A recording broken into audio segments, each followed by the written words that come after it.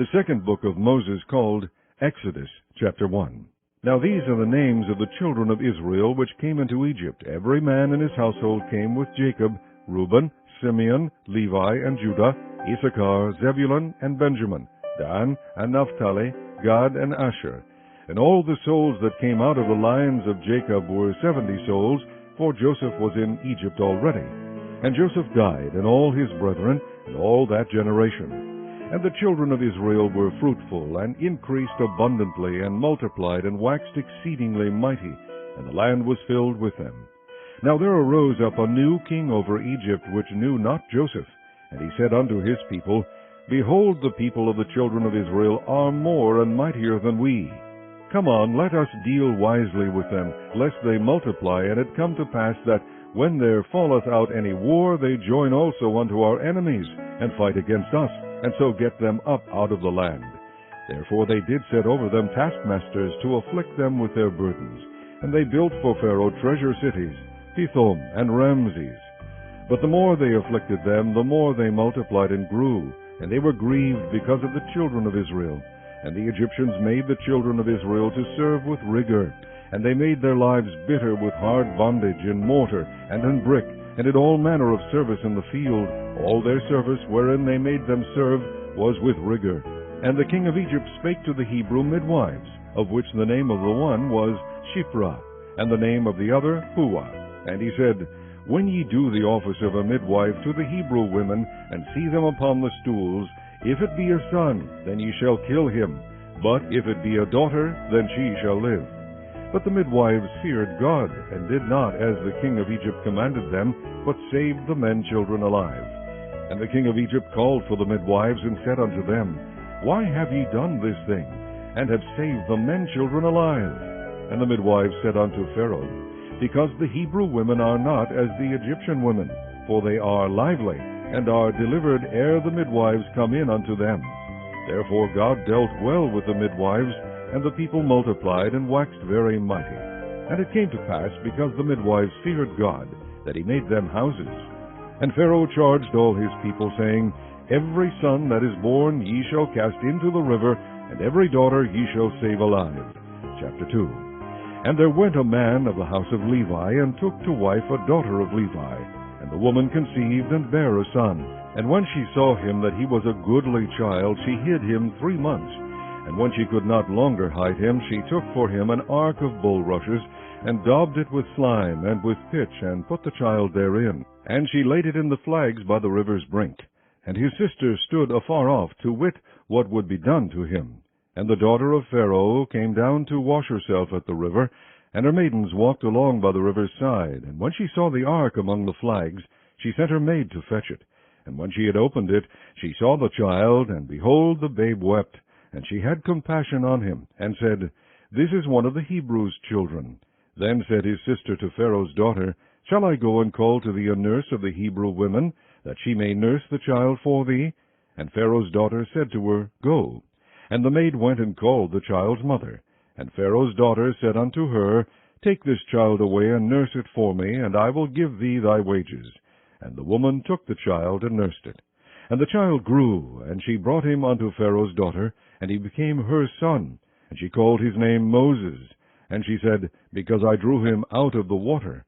And it came to pass in those days, when Moses was grown, that he went out unto his brethren, and looked on their burdens, and he spied an Egyptian smiting an Hebrew, one of his brethren. And he looked this way and that way, and when he saw that there was no man, he slew the Egyptian, and hid him in the sand. And when he went out the second day, behold, 2 men of the Hebrews strove together. And he said to him that did the wrong, Wherefore smitest thou thy fellow? And he said, Who made thee a prince and a judge over us? Intendest thou to kill me, as thou killest the Egyptian? And Moses feared, and said, Surely this thing is known. Now when Pharaoh heard this thing, he sought to slay Moses. But Moses fled from the face of Pharaoh, and dwelt in the land of Midian. And he sat down by a well. Now the priest of Midian had 7 daughters, and they came and drew water, and filled the troughs to water their father's flock. And the shepherds came and drove them away, but Moses stood up and helped them, and watered their flock. And when they came to Reuel their father, he said, How is it that ye are come so soon today? And they said, An Egyptian delivered us out of the hand of the shepherds, and also drew water enough for us, and watered the flock. And he said unto his daughters, And where is he? Why is it that ye have left the man? Call him, that he may eat bread. And Moses was content to dwell with the man. And he gave Moses Zipporah his daughter, and she bare him a son, and he called his name Gershom, for he said, I have been a stranger in a strange land. And it came to pass in process of time that the king of Egypt died, and the children of Israel sighted by reason of the bondage, and they cried, and their cry came up unto God by reason of the bondage. And God heard their groaning, and God remembered his covenant with Abraham, with Isaac, and with Jacob. And God looked upon the children of Israel, and God had respect unto them. Chapter 3. Now Moses kept the flock of Jethro his father-in-law, the priest of Midian, and he led the flock to the backside of the desert, and came to the mountain of God, even to Horeb. And the angel of the Lord appeared unto him in a flame of fire out of the midst of a bush. And he looked, and behold, the bush burned with fire, and the bush was not consumed. And Moses said, I will now turn aside, and see this great sight, why the bush is not burnt. And when the Lord saw that he turned aside to see, God called unto him out of the midst of the bush, and said, Moses, Moses. And he said, Here am I. And he said, Draw not nigh hither, put off thy shoes from off thy feet, for the place whereon thou standest is holy ground. Moreover he said, I am the God of thy father, the God of Abraham, the God of Isaac, and the God of Jacob. And Moses hid his face, for he was afraid to look upon God. And the Lord said, I have surely seen the affliction of my people which are in Egypt, and have heard their cry by reason of their taskmasters, for I know their sorrows. And I am come down to deliver them out of the hand of the Egyptians, and to bring them up out of that land unto a good land, and a large, unto a land flowing with milk and honey, unto the place of the Canaanites, and the Hittites, and the Amorites, and the Perizzites, and the Hivites, and the Jebusites. Now therefore, behold, the cry of the children of Israel is come unto me, and I have also seen the oppression wherewith the Egyptians oppress them. Come now therefore, and I will send thee unto Pharaoh, that thou mayest bring forth my people, the children of Israel, out of Egypt. And Moses said unto God, Who am I, that I should go unto Pharaoh, and that I should bring forth the children of Israel out of Egypt? And he said, Certainly I will be with thee, and this shall be a token unto thee, that I have sent thee. When thou hast brought forth the people out of Egypt, ye shall serve God upon this mountain. And Moses said unto God, Behold, when I come unto the children of Israel, and shall say unto them, The God of your fathers hath sent me unto you, and they shall say to me, What is his name? What shall I say unto them? And God said unto Moses, I am that I am. And he said, Thus shalt thou say unto the children of Israel, I am hath sent me unto you. And God said moreover unto Moses, Thus shalt thou say unto the children of Israel, The Lord God of your fathers, the God of Abraham, the God of Isaac, and the God of Jacob, hath sent me unto you. This is my name forever, and this is my memorial unto all generations. Go and gather the elders of Israel together, and say unto them, The Lord God of your fathers, the God of Abraham, of Isaac, and of Jacob, appeared unto me, saying, I have surely visited you, and seen that which is done to you in Egypt. And I have said, I will bring you up out of the affliction of Egypt unto the land of the Canaanites, and the Hittites, and the Amorites, and the Perizzites, and the Hivites, and the Jebusites, unto a land flowing with milk and honey. And they shall hearken to thy voice, and thou shalt come, thou and the elders of Egypt, unto the king of Egypt, and ye shall say unto him, The Lord God of the Hebrews hath met with us. And now let us go, we beseech thee, 3 days' journey into the wilderness, that we may sacrifice to the Lord our God. And I am sure that the king of Egypt will not let you go, no, not by a mighty hand. And I will stretch out my hand, and smite Egypt with all my wonders, which I will do in the midst thereof, and after that he will let you go. And I will give this people favor in the sight of the Egyptians. And it shall come to pass that when ye go, ye shall not go empty. But every woman shall borrow of her neighbor, and of her that sojourneth in her house, jewels of silver, and jewels of gold, and raiment, and ye shall put them upon your sons, and upon your daughters, and ye shall spoil the Egyptians. Chapter 4.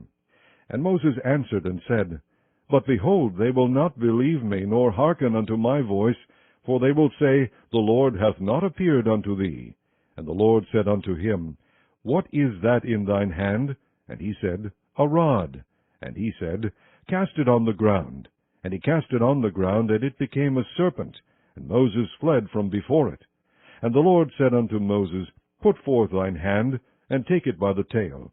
And he put forth his hand, and caught it, and it became a rod in his hand, that they might believe that the Lord God of their fathers, the God of Abraham, the God of Isaac, and the God of Jacob, hath appeared unto thee. And the Lord said furthermore unto him, Put now thine hand into thy bosom. And he put his hand into his bosom, and when he took it out, behold, his hand was leprous as snow. And he said, Put thine hand into thy bosom again. And he put his hand into his bosom again, and plucked it out of his bosom, and behold, it was turned again as his other flesh. And it shall come to pass, if they will not believe thee, neither hearken to the voice of the first sign, that they will believe the voice of the latter sign. And it shall come to pass, if they will not believe also these two signs, neither hearken unto thy voice, that thou shalt take of the water of the river, and pour it upon the dry land. And the water which thou takest out of the river shall become blood upon the dry land. And Moses said unto the Lord, O my Lord, I am not eloquent, neither heretofore, nor since thou hast spoken unto thy servant, but I am slow of speech, and of a slow tongue. And the Lord said unto him, Who hath made man's mouth? Or who maketh the dumb, or deaf, or the seeing, or the blind? Have not I, the Lord? Now therefore go, and I will be with thy mouth, and teach thee what thou shalt say.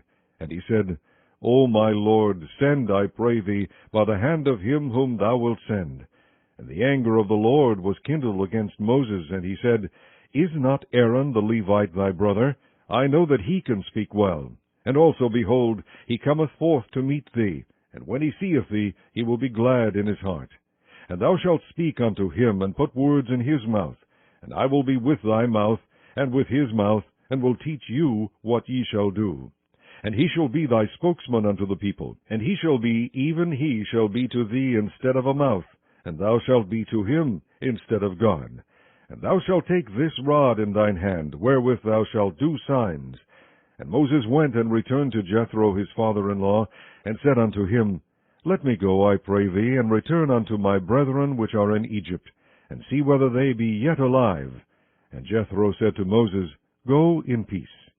And the Lord said unto Moses in Midian, Go, return into Egypt, for all the men are dead which sought thy life. And Moses took his wife and his sons, and set them upon an ass, and he returned to the land of Egypt. And Moses took the rod of God in his hand. And the Lord said unto Moses, When thou goest to return into Egypt, see that thou do all those wonders before Pharaoh which I have put in thine hand. But I will harden his heart, that he shall not let the people go. And thou shalt say unto Pharaoh, Thus saith the Lord, Israel is my son, even my firstborn. And I say unto thee, Let my son go, that he may serve me. And if thou refuse to let him go, behold, I will slay thy son, even thy firstborn. And it came to pass by the way in the inn, that the Lord met him, and sought to kill him. Then Zipporah took a sharp stone, and cut off the foreskin of her son, and cast it at his feet, and said, Surely a bloody husband art thou to me. So he let him go. Then she said, A bloody husband thou art, because of the circumcision. And the Lord said to Aaron, Go into the wilderness to meet Moses. And he went and met him in the mount of God, and kissed him. Then Moses told Aaron all the words of the Lord who had sent him, and all the signs which he had commanded him.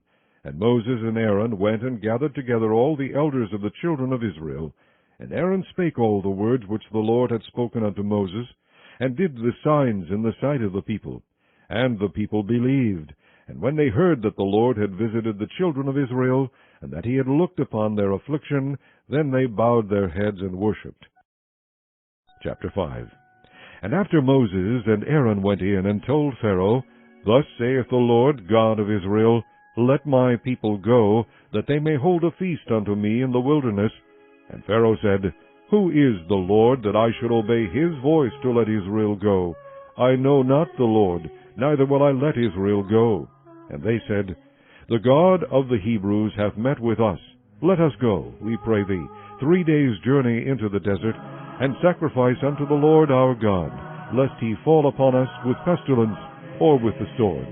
And the king of Egypt said unto them, Wherefore do ye, Moses and Aaron, let the people from their works get you unto your burdens? And Pharaoh said, Behold, the people of the land now are many, and ye make them rest from their burdens. And Pharaoh commanded the same day the taskmasters of the people and their officers, saying, Ye shall no more give the people straw to make brick, as heretofore. Let them go and gather straw for themselves. And the tale of the bricks which they did make heretofore ye shall lay upon them. Ye shall not diminish aught thereof, for they be idle. Therefore they cry, saying, Let us go and sacrifice to our God. Let there be more work be laid upon the men, that they may labor therein, and let them not regard vain words. And the taskmasters of the people went out, and their officers, and they spake to the people, saying, Thus saith Pharaoh, I will not give you straw. Go ye, get you straw where ye can find it, yet not aught of your work shall be diminished. So the people were scattered abroad throughout the land of Egypt, to gather stubble instead of straw. And the taskmasters hasted them, saying, Fulfill your works, your daily tasks, as when there was straw. And the officers of the children of Israel, which Pharaoh's taskmasters had set over them, were beaten, and demanded, Wherefore have ye not fulfilled your task in making brick both yesterday and today, as heretofore? Then the officers of the children of Israel came and cried unto Pharaoh, saying, Wherefore dealest thou thus with thy servants? There is no straw given unto thy servants, and they say to us, Make brick. And behold, thy servants are beaten, but the fault is in thine own people. But he said, Ye are idle, ye are idle. Therefore ye say, Let us go and do sacrifice to the Lord. Go therefore now and work, for there shall no straw be given you, yet shall ye deliver the tale of bricks. And the officers of the children of Israel did see that they were in evil case, after it was said, Ye shall not minish aught from your bricks of your daily task. And they met Moses and Aaron, who stood in the way, as they came forth from Pharaoh. And they said unto them, The Lord look upon you, and judge, because ye have made our savour to be abhorred in the eyes of Pharaoh, and in the eyes of his servants, to put a sword in their hand to slay us. And Moses returned unto the Lord, and said, Lord, wherefore hast thou so evil entreated this people? Why is it that thou hast sent me? For since I came to Pharaoh to speak in thy name, he hath done evil to this people, neither hast thou delivered thy people at all. Chapter 6. Then the Lord said unto Moses, Now shalt thou see what I will do to Pharaoh, for with a strong hand shall he let them go, and with a strong hand shall he drive them out of his land. And God spake unto Moses, and said unto him, I am the Lord. And I appeared unto Abraham, unto Isaac, and unto Jacob, by the name of God Almighty, but by my name, Jehovah, was I not known to them.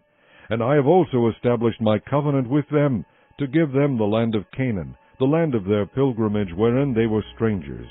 And I have also heard the groaning of the children of Israel, whom the Egyptians keep in bondage, and I have remembered my covenant.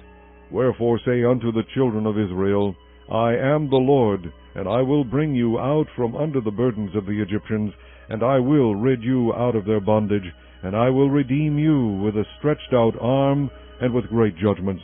And I will take you to me for a people, and I will be to you a God.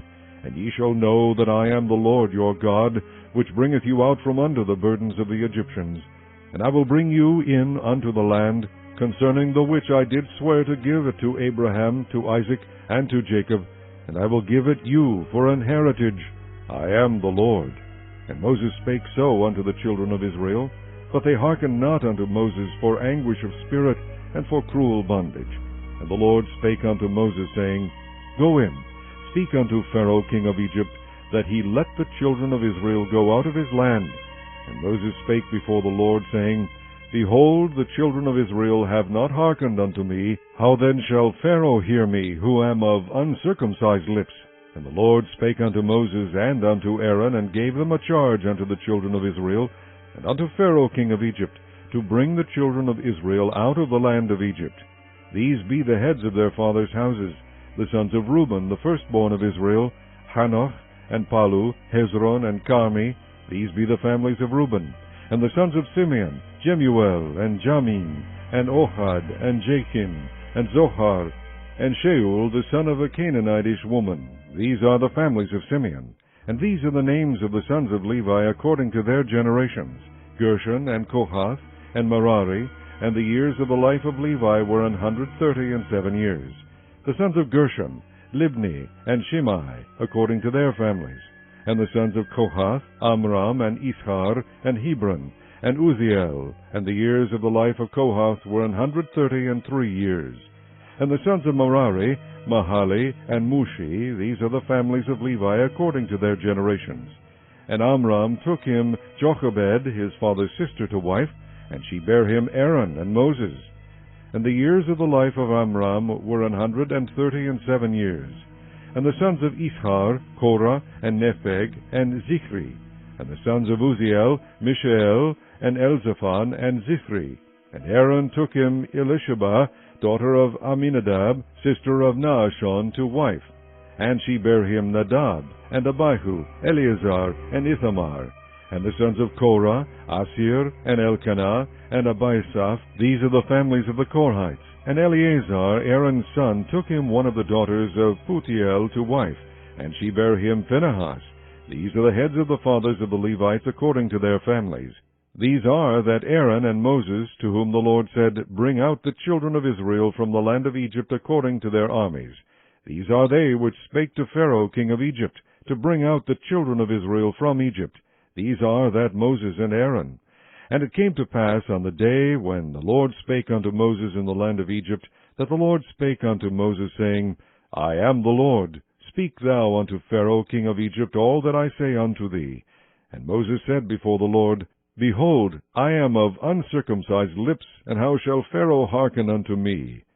Chapter 7. And the Lord said unto Moses, See, I have made thee a god to Pharaoh, and Aaron thy brother shall be thy prophet. Thou shalt speak all that I command thee, and Aaron thy brother shall speak unto Pharaoh, that he send the children of Israel out of his land. And I will harden Pharaoh's heart, and multiply my signs and my wonders in the land of Egypt.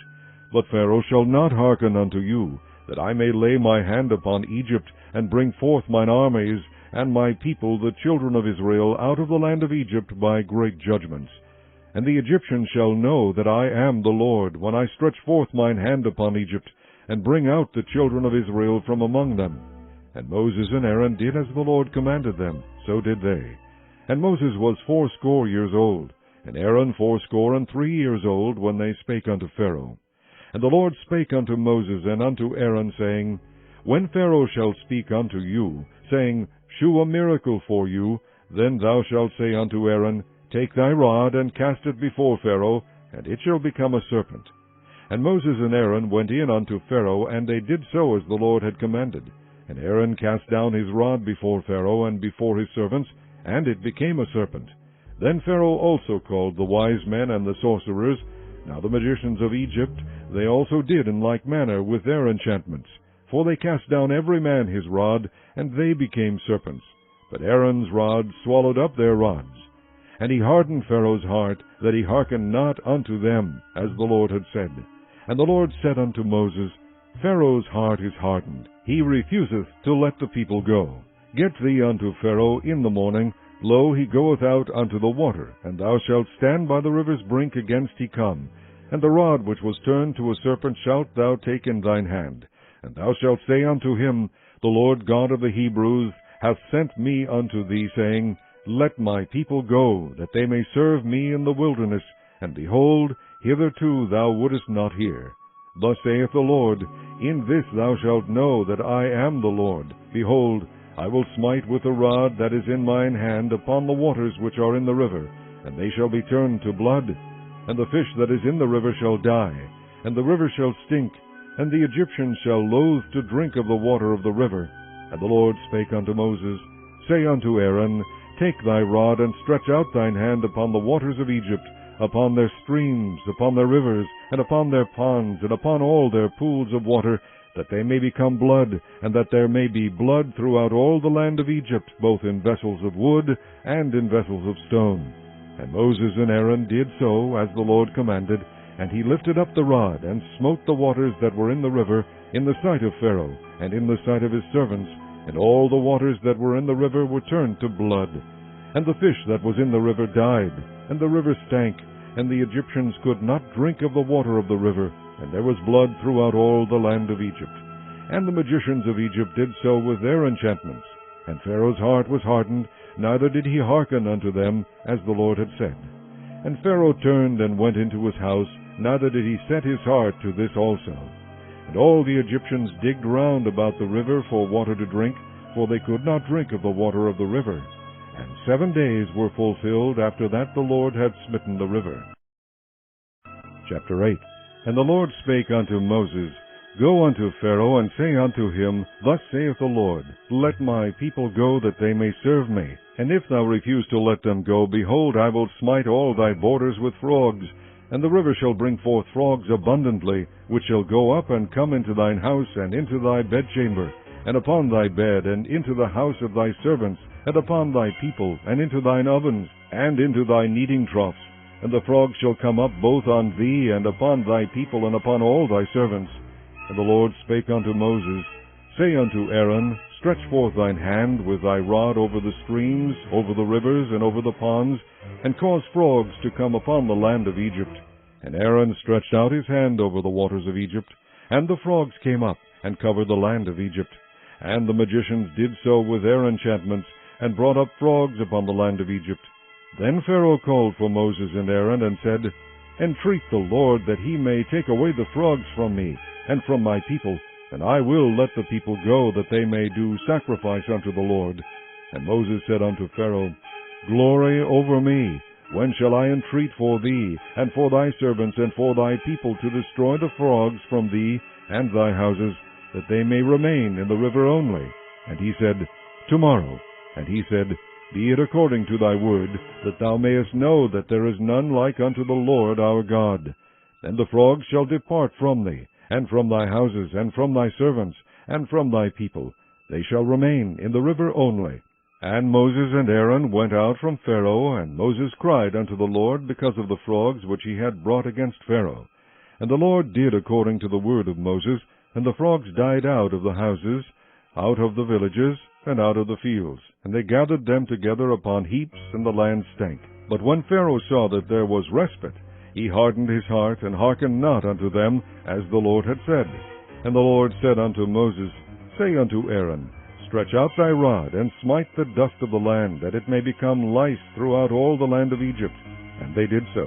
For Aaron stretched out his hand with his rod, and smote the dust of the earth, and it became lice in man and in beast. All the dust of the land became lice throughout all the land of Egypt. And the magicians did so with their enchantments to bring forth lice. But they could not. So there were lice upon man and upon beast. Then the magicians said unto Pharaoh, This is the finger of God. And Pharaoh's heart was hardened, and he hearkened not unto them, as the Lord had said. And the Lord said unto Moses, Rise up early in the morning, and stand before Pharaoh. Lo, he cometh forth to the water, and say unto him, Thus saith the Lord, Let my people go, that they may serve me. Else if thou wilt not let my people go, behold, I will send swarms of flies upon thee, and upon thy servants, and upon thy people, and into thy houses, and the houses of the Egyptians shall be full of swarms of flies, and also the ground whereon they are. And I will sever in that day the land of Goshen, in which my people dwell, that no swarms of flies shall be there, to the end thou mayest know that I am the Lord in the midst of the earth. And I will put a division between my people and thy people. Tomorrow shall this sign be. And the Lord did so, and there came a grievous swarm of flies into the house of Pharaoh, and into his servants' houses, and into all the land of Egypt. The land was corrupted by reason of the swarm of flies. And Pharaoh called for Moses and for Aaron, and said, Go ye, sacrifice to your God in the land. And Moses said, It is not meet so to do, for we shall sacrifice the abomination of the Egyptians to the Lord our God. Lo, shall we sacrifice the abomination of the Egyptians before their eyes, and will they not stone us? We will go 3 days' journey into the wilderness, and sacrifice to the Lord our God, as he shall command us. And Pharaoh said, I will let you go, that ye may sacrifice to the Lord your God in the wilderness. Only ye shall not go very far away, entreat for me. And Moses said, Behold, I go out from thee, and I will entreat the Lord that the swarms of flies may depart from Pharaoh, from his servants, and from his people tomorrow. But let not Pharaoh deal deceitfully any more in not letting the people go to sacrifice to the Lord. And Moses went out from Pharaoh, and entreated the Lord. And the Lord did according to the word of Moses, and he removed the swarms of flies from Pharaoh, from his servants, and from his people. There remained not one. And Pharaoh hardened his heart at this time also, neither would he let the people go. Chapter 9. Then the Lord said unto Moses, Go in unto Pharaoh, and tell him, Thus saith the Lord God of the Hebrews, Let my people go, that they may serve me. For if thou refuse to let them go, and wilt hold them still, behold, the hand of the Lord is upon thy cattle which is in the field, upon the horses, upon the asses, upon the camels, upon the oxen, and upon the sheep. There shall be a very grievous murrain. And the Lord shall sever between the cattle of Israel and the cattle of Egypt, and there shall nothing die of all that is the children's of Israel. And the Lord appointed a set time, saying, Tomorrow the Lord shall do this thing in the land. And the Lord did that thing on the morrow, and all the cattle of Egypt died, but of the cattle of the children of Israel died not one. And Pharaoh sent, and behold, there was not one of the cattle of the Israelites dead. And the heart of Pharaoh was hardened, and he did not let the people go. And the Lord said unto Moses and unto Aaron, Take to you handfuls of ashes of the furnace, and let Moses sprinkle it toward the heaven in the sight of Pharaoh, and it shall become small dust in all the land of Egypt, and shall be a boil breaking forth with blains upon man and upon beast throughout all the land of Egypt. And they took ashes of the furnace, and stood before Pharaoh, and Moses sprinkled it up toward heaven, and it became a boil breaking forth with blains upon man and upon beast. And the magicians could not stand before Moses because of the boils, for the boil was upon the magicians and upon all the Egyptians. And the Lord hardened the heart of Pharaoh, and he hearkened not unto them, as the Lord had spoken unto Moses. And the Lord said unto Moses, Rise up early in the morning, and stand before Pharaoh, and say unto him, Thus saith the Lord God of the Hebrews, Let my people go, that they may serve me.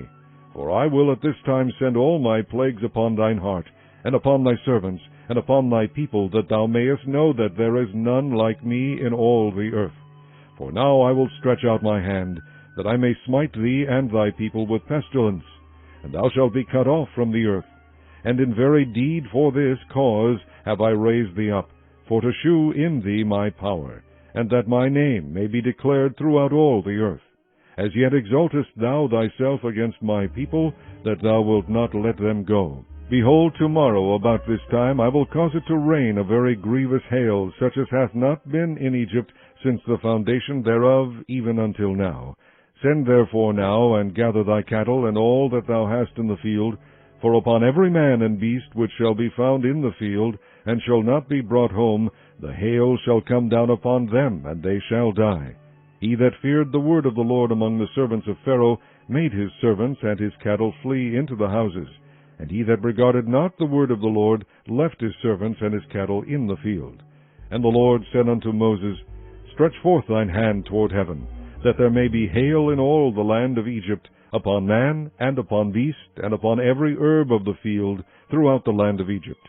And Moses stretched forth his rod toward heaven, and the Lord sent thunder and hail, and the fire ran along upon the ground, and the Lord rained hail upon the land of Egypt. So there was hail, and fire mingled with the hail, very grievous, such as there was none like it in all the land of Egypt since it became a nation. And the hail smote throughout all the land of Egypt all that was in the field, both man and beast. And the hail smote every herb of the field, and brake every tree of the field. Only in the land of Goshen, where the children of Israel were, was there no hail. And Pharaoh sent and called for Moses and Aaron, and said unto them, I have sinned this time. The Lord is righteous, and I and my people are wicked. Entreat the Lord, for it is enough, that there be no more mighty thunderings and hail, and I will let you go, and ye shall stay no longer. And Moses said unto him, As soon as I am gone out of the city, I will spread abroad my hands unto the Lord, and the thunder shall cease. Neither shall there be any more hail, that thou mayest know how that the earth is the Lord's. But as for thee and thy servants, I know that ye will not yet fear the Lord God. And the flax and the barley were smitten, for the barley was in the ear, and the flax was bold. But the wheat and the rye were not smitten, for they were not grown up. And Moses went out of the city from Pharaoh, and spread abroad his hands unto the Lord. And the thunders and hail ceased, and the rain was not poured upon the earth. And when Pharaoh saw that the rain and the hail and the thunders were ceased, he sinned yet more, and hardened his heart, he and his servants. And the heart of Pharaoh was hardened, neither would he let the children of Israel go, as the Lord had spoken by Moses. Chapter 10. And the Lord said unto Moses, Go in unto Pharaoh, for I have hardened his heart, and the heart of his servants, that I might shew these my signs before him, and that thou mayest tell in the ears of thy son, and of thy son's sons, what things I have wrought in Egypt, and my signs which I have done among them, that ye may know how that I am the Lord. And Moses and Aaron came in unto Pharaoh, and said unto him, Thus saith the Lord God of the Hebrews, How long wilt thou refuse to humble thyself before me? Let my people go, that they may serve me. Else if thou refuse to let my people go, behold, tomorrow will I bring the locusts into thy coast, and they shall cover the face of the earth, that one cannot be able to see the earth, and they shall eat the residue of that which is escaped, which remaineth unto you from the hail, and shall eat every tree which groweth for you out of the field. And they shall fill thy houses, and the houses of all thy servants, and the houses of all the Egyptians, which neither thy fathers nor thy fathers' fathers have seen, since the day that they were upon the earth unto this day. And he turned himself and went out from Pharaoh. And Pharaoh's servants said unto him, How long shall this man be a snare unto us? Let the men go, that they may serve the Lord their God. Knowest thou not yet that Egypt is destroyed? And Moses and Aaron were brought again unto Pharaoh, and he said unto them, Go, serve the Lord your God. But who are they that shall go? And Moses said, We will go with our young and with our old, with our sons and with our daughters, with our flocks and with our herds we will go, for we must hold a feast unto the Lord. And he said unto them, Let the Lord be so with you, as I will let you go, and your little ones, look to it, for evil is before you. Not so.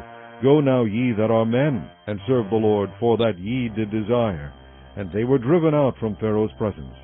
And the Lord said unto Moses, Stretch out thine hand over the land of Egypt for the locusts, that they may come up upon the land of Egypt, and eat every herb of the land, even all that the hail hath left.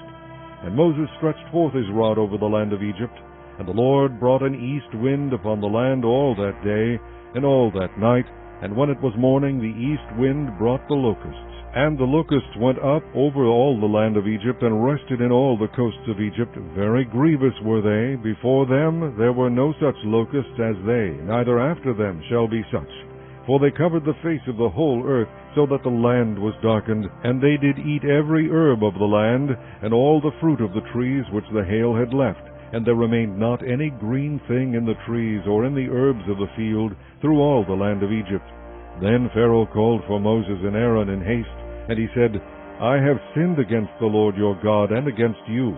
Now therefore forgive, I pray thee, my sin only this once, and entreat the Lord your God, that he may take away from me this death only. And he went out from Pharaoh, and entreated the Lord, and the Lord turned a mighty strong west wind, which took away the locusts, and cast them into the Red Sea. There remained not one locust in all the coasts of Egypt. But the Lord hardened Pharaoh's heart, so that he would not let the children of Israel go. And the Lord said unto Moses, Stretch out thine hand toward heaven, that there may be darkness over the land of Egypt, even darkness which may be felt. And Moses stretched forth his hand toward heaven, and there was a thick darkness in all the land of Egypt 3 days. They saw not one another, neither rose any from his place for 3 days. But all the children of Israel had light in their dwellings. And Pharaoh called unto Moses, and said, Go ye, serve the Lord, only let your flocks and your herds be stayed, let your little ones also go with you. And Moses said, Thou must give us also sacrifices and burnt offerings, that we may sacrifice unto the Lord our God. Our cattle also shall go with us. There shall not be an hoof be left behind. For thereof must we take to serve the Lord our God, and we know not with what we must serve the Lord until we come thither. But the Lord hardened Pharaoh's heart, and he would not let them go. And Pharaoh said unto him, Get thee from me, take heed to thyself, see my face no more, for in that day thou seest my face, thou shalt die. And Moses said, Thou hast spoken well, I will see thy face again no more. Chapter 11. And the Lord said unto Moses, Yet will I bring one plague more upon Pharaoh and upon Egypt. Afterwards he will let you go hence. When he shall let you go, he shall surely thrust you out hence altogether. Speak now in the ears of the people, and let every man borrow of his neighbor, and every woman of her neighbor, jewels of silver and jewels of gold. And the Lord gave the people favor in the sight of the Egyptians. Moreover, the man Moses was very great in the land of Egypt, in the sight of Pharaoh's servants, and in the sight of the people. And Moses said, Thus saith the Lord, About midnight will I go out into the midst of Egypt, and all the firstborn in the land of Egypt shall die, from the firstborn of Pharaoh that sitteth upon his throne, even unto the firstborn of the maidservant that is behind the mill, and all the firstborn of beasts. And there shall be a great cry throughout all the land of Egypt, such as there was none like it, nor shall be like it any more. But against any of the children of Israel shall not a dog move his tongue, against man or beast, that ye may know how that the Lord doth put a difference between the Egyptians and Israel. And all these thy servants shall come down unto me, and bow down themselves unto me, saying, Get thee out, and all the people that follow thee. And after that I will go out. And he went out from Pharaoh in a great anger. And the Lord said unto Moses, Pharaoh shall not hearken unto you, that my wonders may be multiplied in the land of Egypt.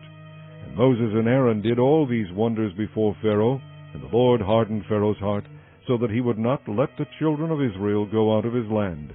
Chapter 12. And the Lord spake unto Moses and Aaron in the land of Egypt, saying, This month shall be unto you the beginning of months. It shall be the first month of the year to you. Speak ye unto all the congregation of Israel, saying, In the 10th day of this month they shall take to them every man a lamb, according to the house of their fathers, a lamb for an house.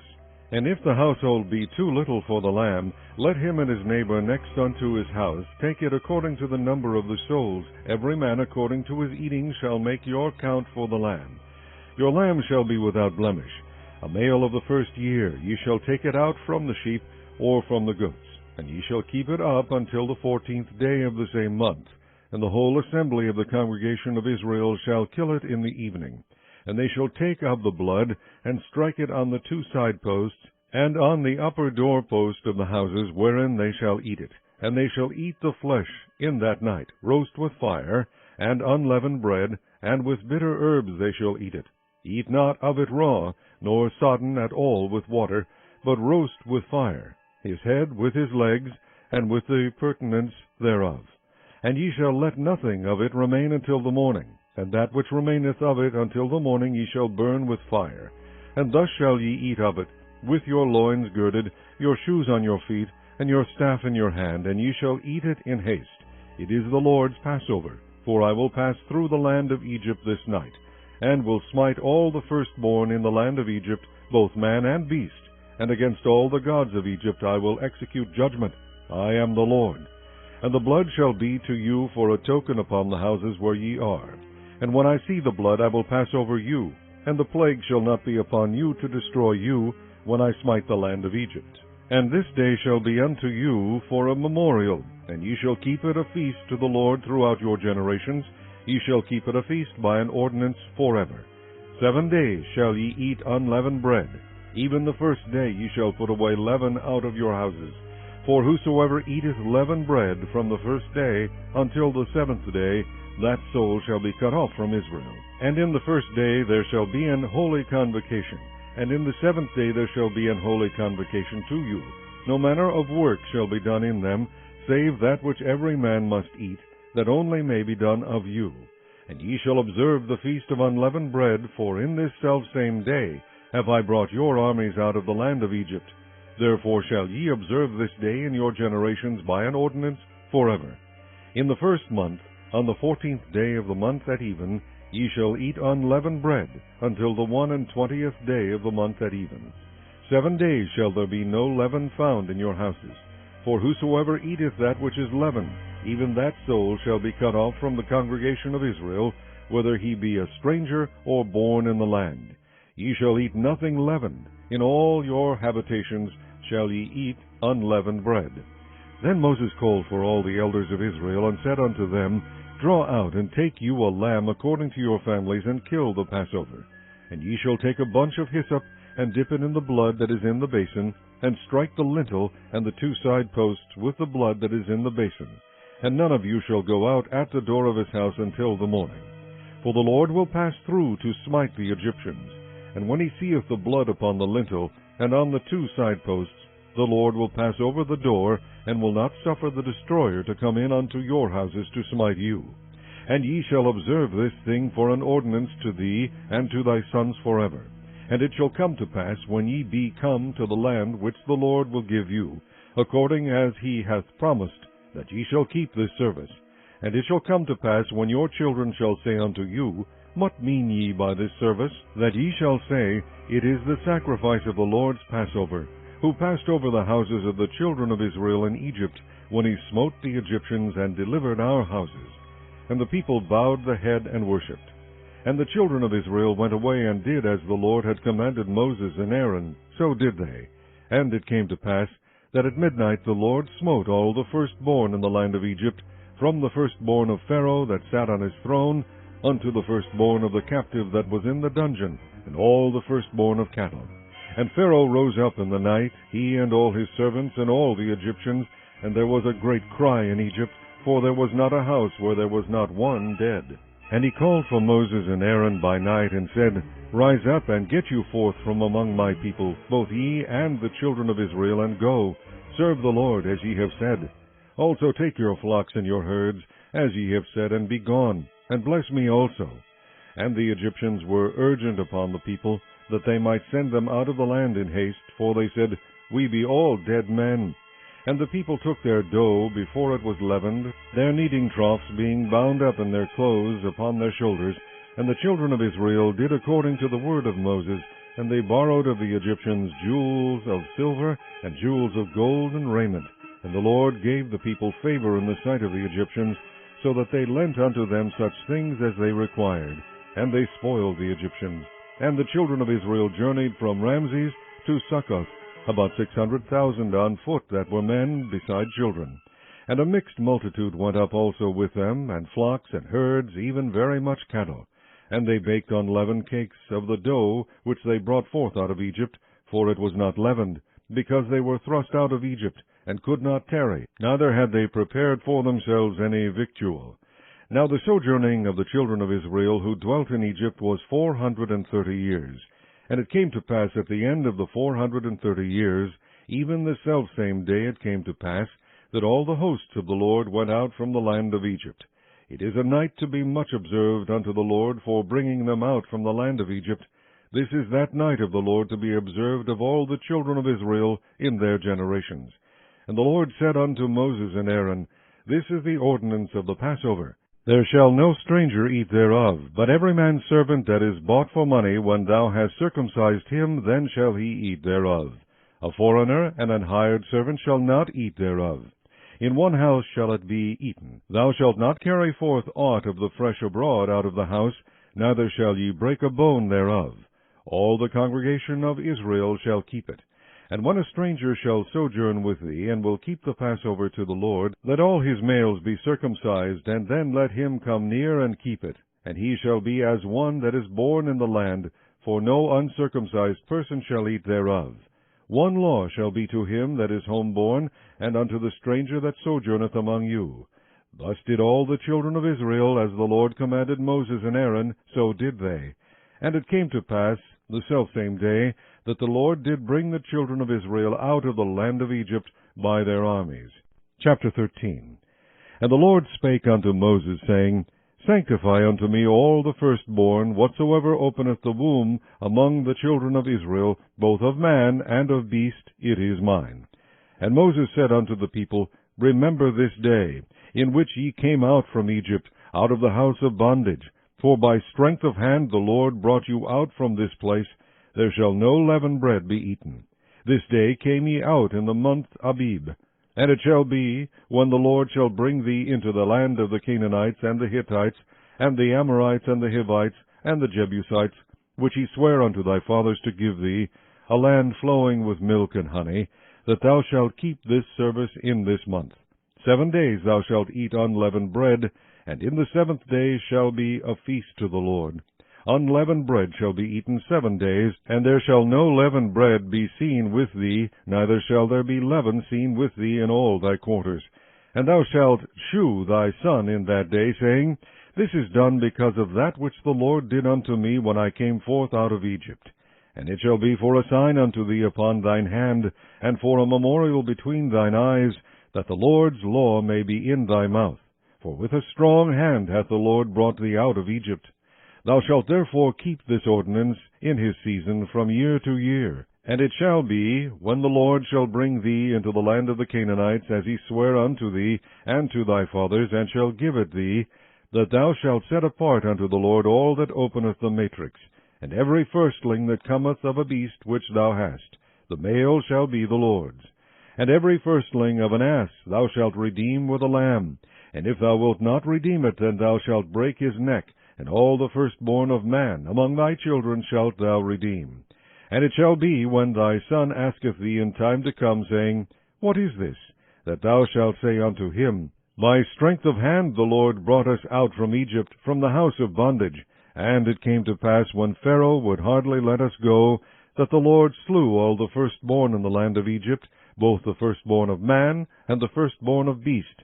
Therefore I sacrifice to the Lord all that openeth the matrix, being males, but all the firstborn of my children I redeem. And it shall be for a token upon thine hand, and for frontlets between thine eyes, for by strength of hand the Lord brought us forth out of Egypt. And it came to pass, when Pharaoh had let the people go, that God led them not through the way of the land of the Philistines, although that was near. For God said, Lest peradventure the people repent when they see war, and they return to Egypt. But God led the people about through the way of the wilderness of the Red Sea, and the children of Israel went up harnessed out of the land of Egypt. And Moses took the bones of Joseph with him, for he had straitly sworn the children of Israel, saying, God will surely visit you, and ye shall carry up my bones away hence with you. And they took their journey from Succoth, and encamped in Etham, in the edge of the wilderness. And the Lord went before them by day in a pillar of a cloud, to lead them the way, and by night in a pillar of fire, to give them light, to go by day and night. He took not away the pillar of the cloud by day, nor the pillar of fire by night, from before the people. Chapter 14. And the Lord spake unto Moses, saying, Speak unto the children of Israel, that they turn and encamp before Pihahiroth, between Migdol and the sea, over against Baal-zephon. Before it shall ye encamp by the sea. For Pharaoh will say of the children of Israel, They are entangled in the land, the wilderness hath shut them in. And I will harden Pharaoh's heart, that he shall follow after them.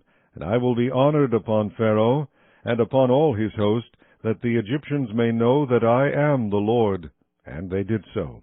And it was told the king of Egypt that the people fled, and the heart of Pharaoh and of his servants was turned against the people. And they said, Why have we done this, that we have let Israel go from serving us? And he made ready his chariot, and took his people with him. And he took 600 chosen chariots, and all the chariots of Egypt, and captains over every one of them. And the Lord hardened the heart of Pharaoh king of Egypt, and he pursued after the children of Israel. And the children of Israel went out with an high hand. But the Egyptians pursued after them, all the horses and chariots of Pharaoh, and his horsemen, and his army, and overtook them, encamping by the sea, beside Pihahiroth, before Baal-zephon. And when Pharaoh drew nigh, the children of Israel lifted up their eyes, and behold, the Egyptians marched after them, and they were sore afraid. And the children of Israel cried out unto the Lord, and they said unto Moses, Because there were no graves in Egypt, hast thou taken us away to die in the wilderness? Wherefore hast thou dealt thus with us, to carry us forth out of Egypt? Is not this the word that we did tell thee in Egypt, saying, Let us alone, that we may serve the Egyptians? For it had been better for us to serve the Egyptians, than that we should die in the wilderness. And Moses said unto the people, Fear ye not, stand still, and see the salvation of the Lord, which he will shew to you today. For the Egyptians whom ye have seen today, ye shall see them again no more forever. The Lord shall fight for you, and ye shall hold your peace. And the Lord said unto Moses, Wherefore criest thou unto me?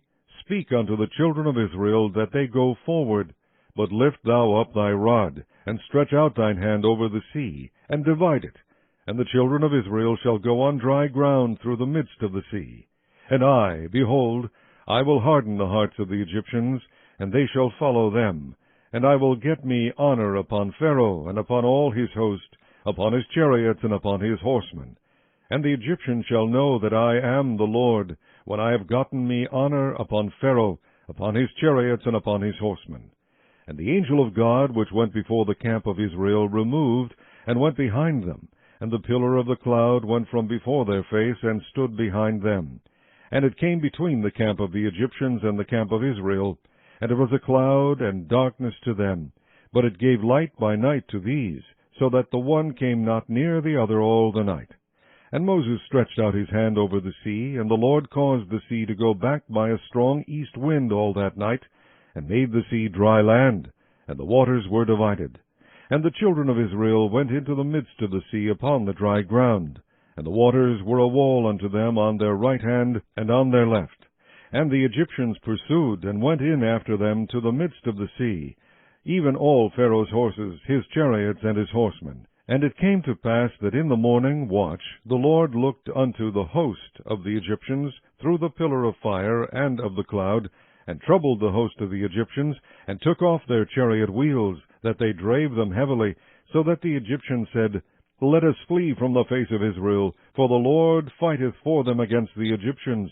And the Lord said unto Moses, Stretch out thine hand over the sea, that the waters may come again upon the Egyptians, upon their chariots, and upon their horsemen. And Moses stretched forth his hand over the sea, and the sea returned to his strength when the morning appeared, and the Egyptians fled against it, and the Lord overthrew the Egyptians in the midst of the sea. And the waters returned, and covered the chariots and the horsemen, and all the host of Pharaoh that came into the sea after them. There remained not so much as one of them. But the children of Israel walked upon dry land in the midst of the sea, and the waters were a wall unto them on their right hand and on their left. Thus the Lord saved Israel that day out of the hand of the Egyptians, and Israel saw the Egyptians dead upon the seashore. And Israel saw that great work which the Lord did upon the Egyptians, and the people feared the Lord, and believed the Lord and his servant Moses. Chapter 15.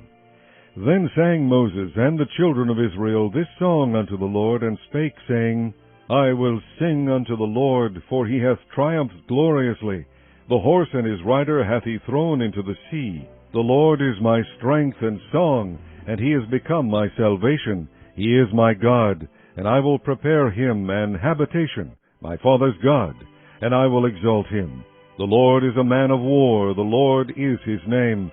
Pharaoh's chariots and his host hath he cast into the sea. His chosen captains also are drowned in the Red Sea. The depths have covered them. They sank into the bottom as a stone. Thy right hand, O Lord, is become glorious in power.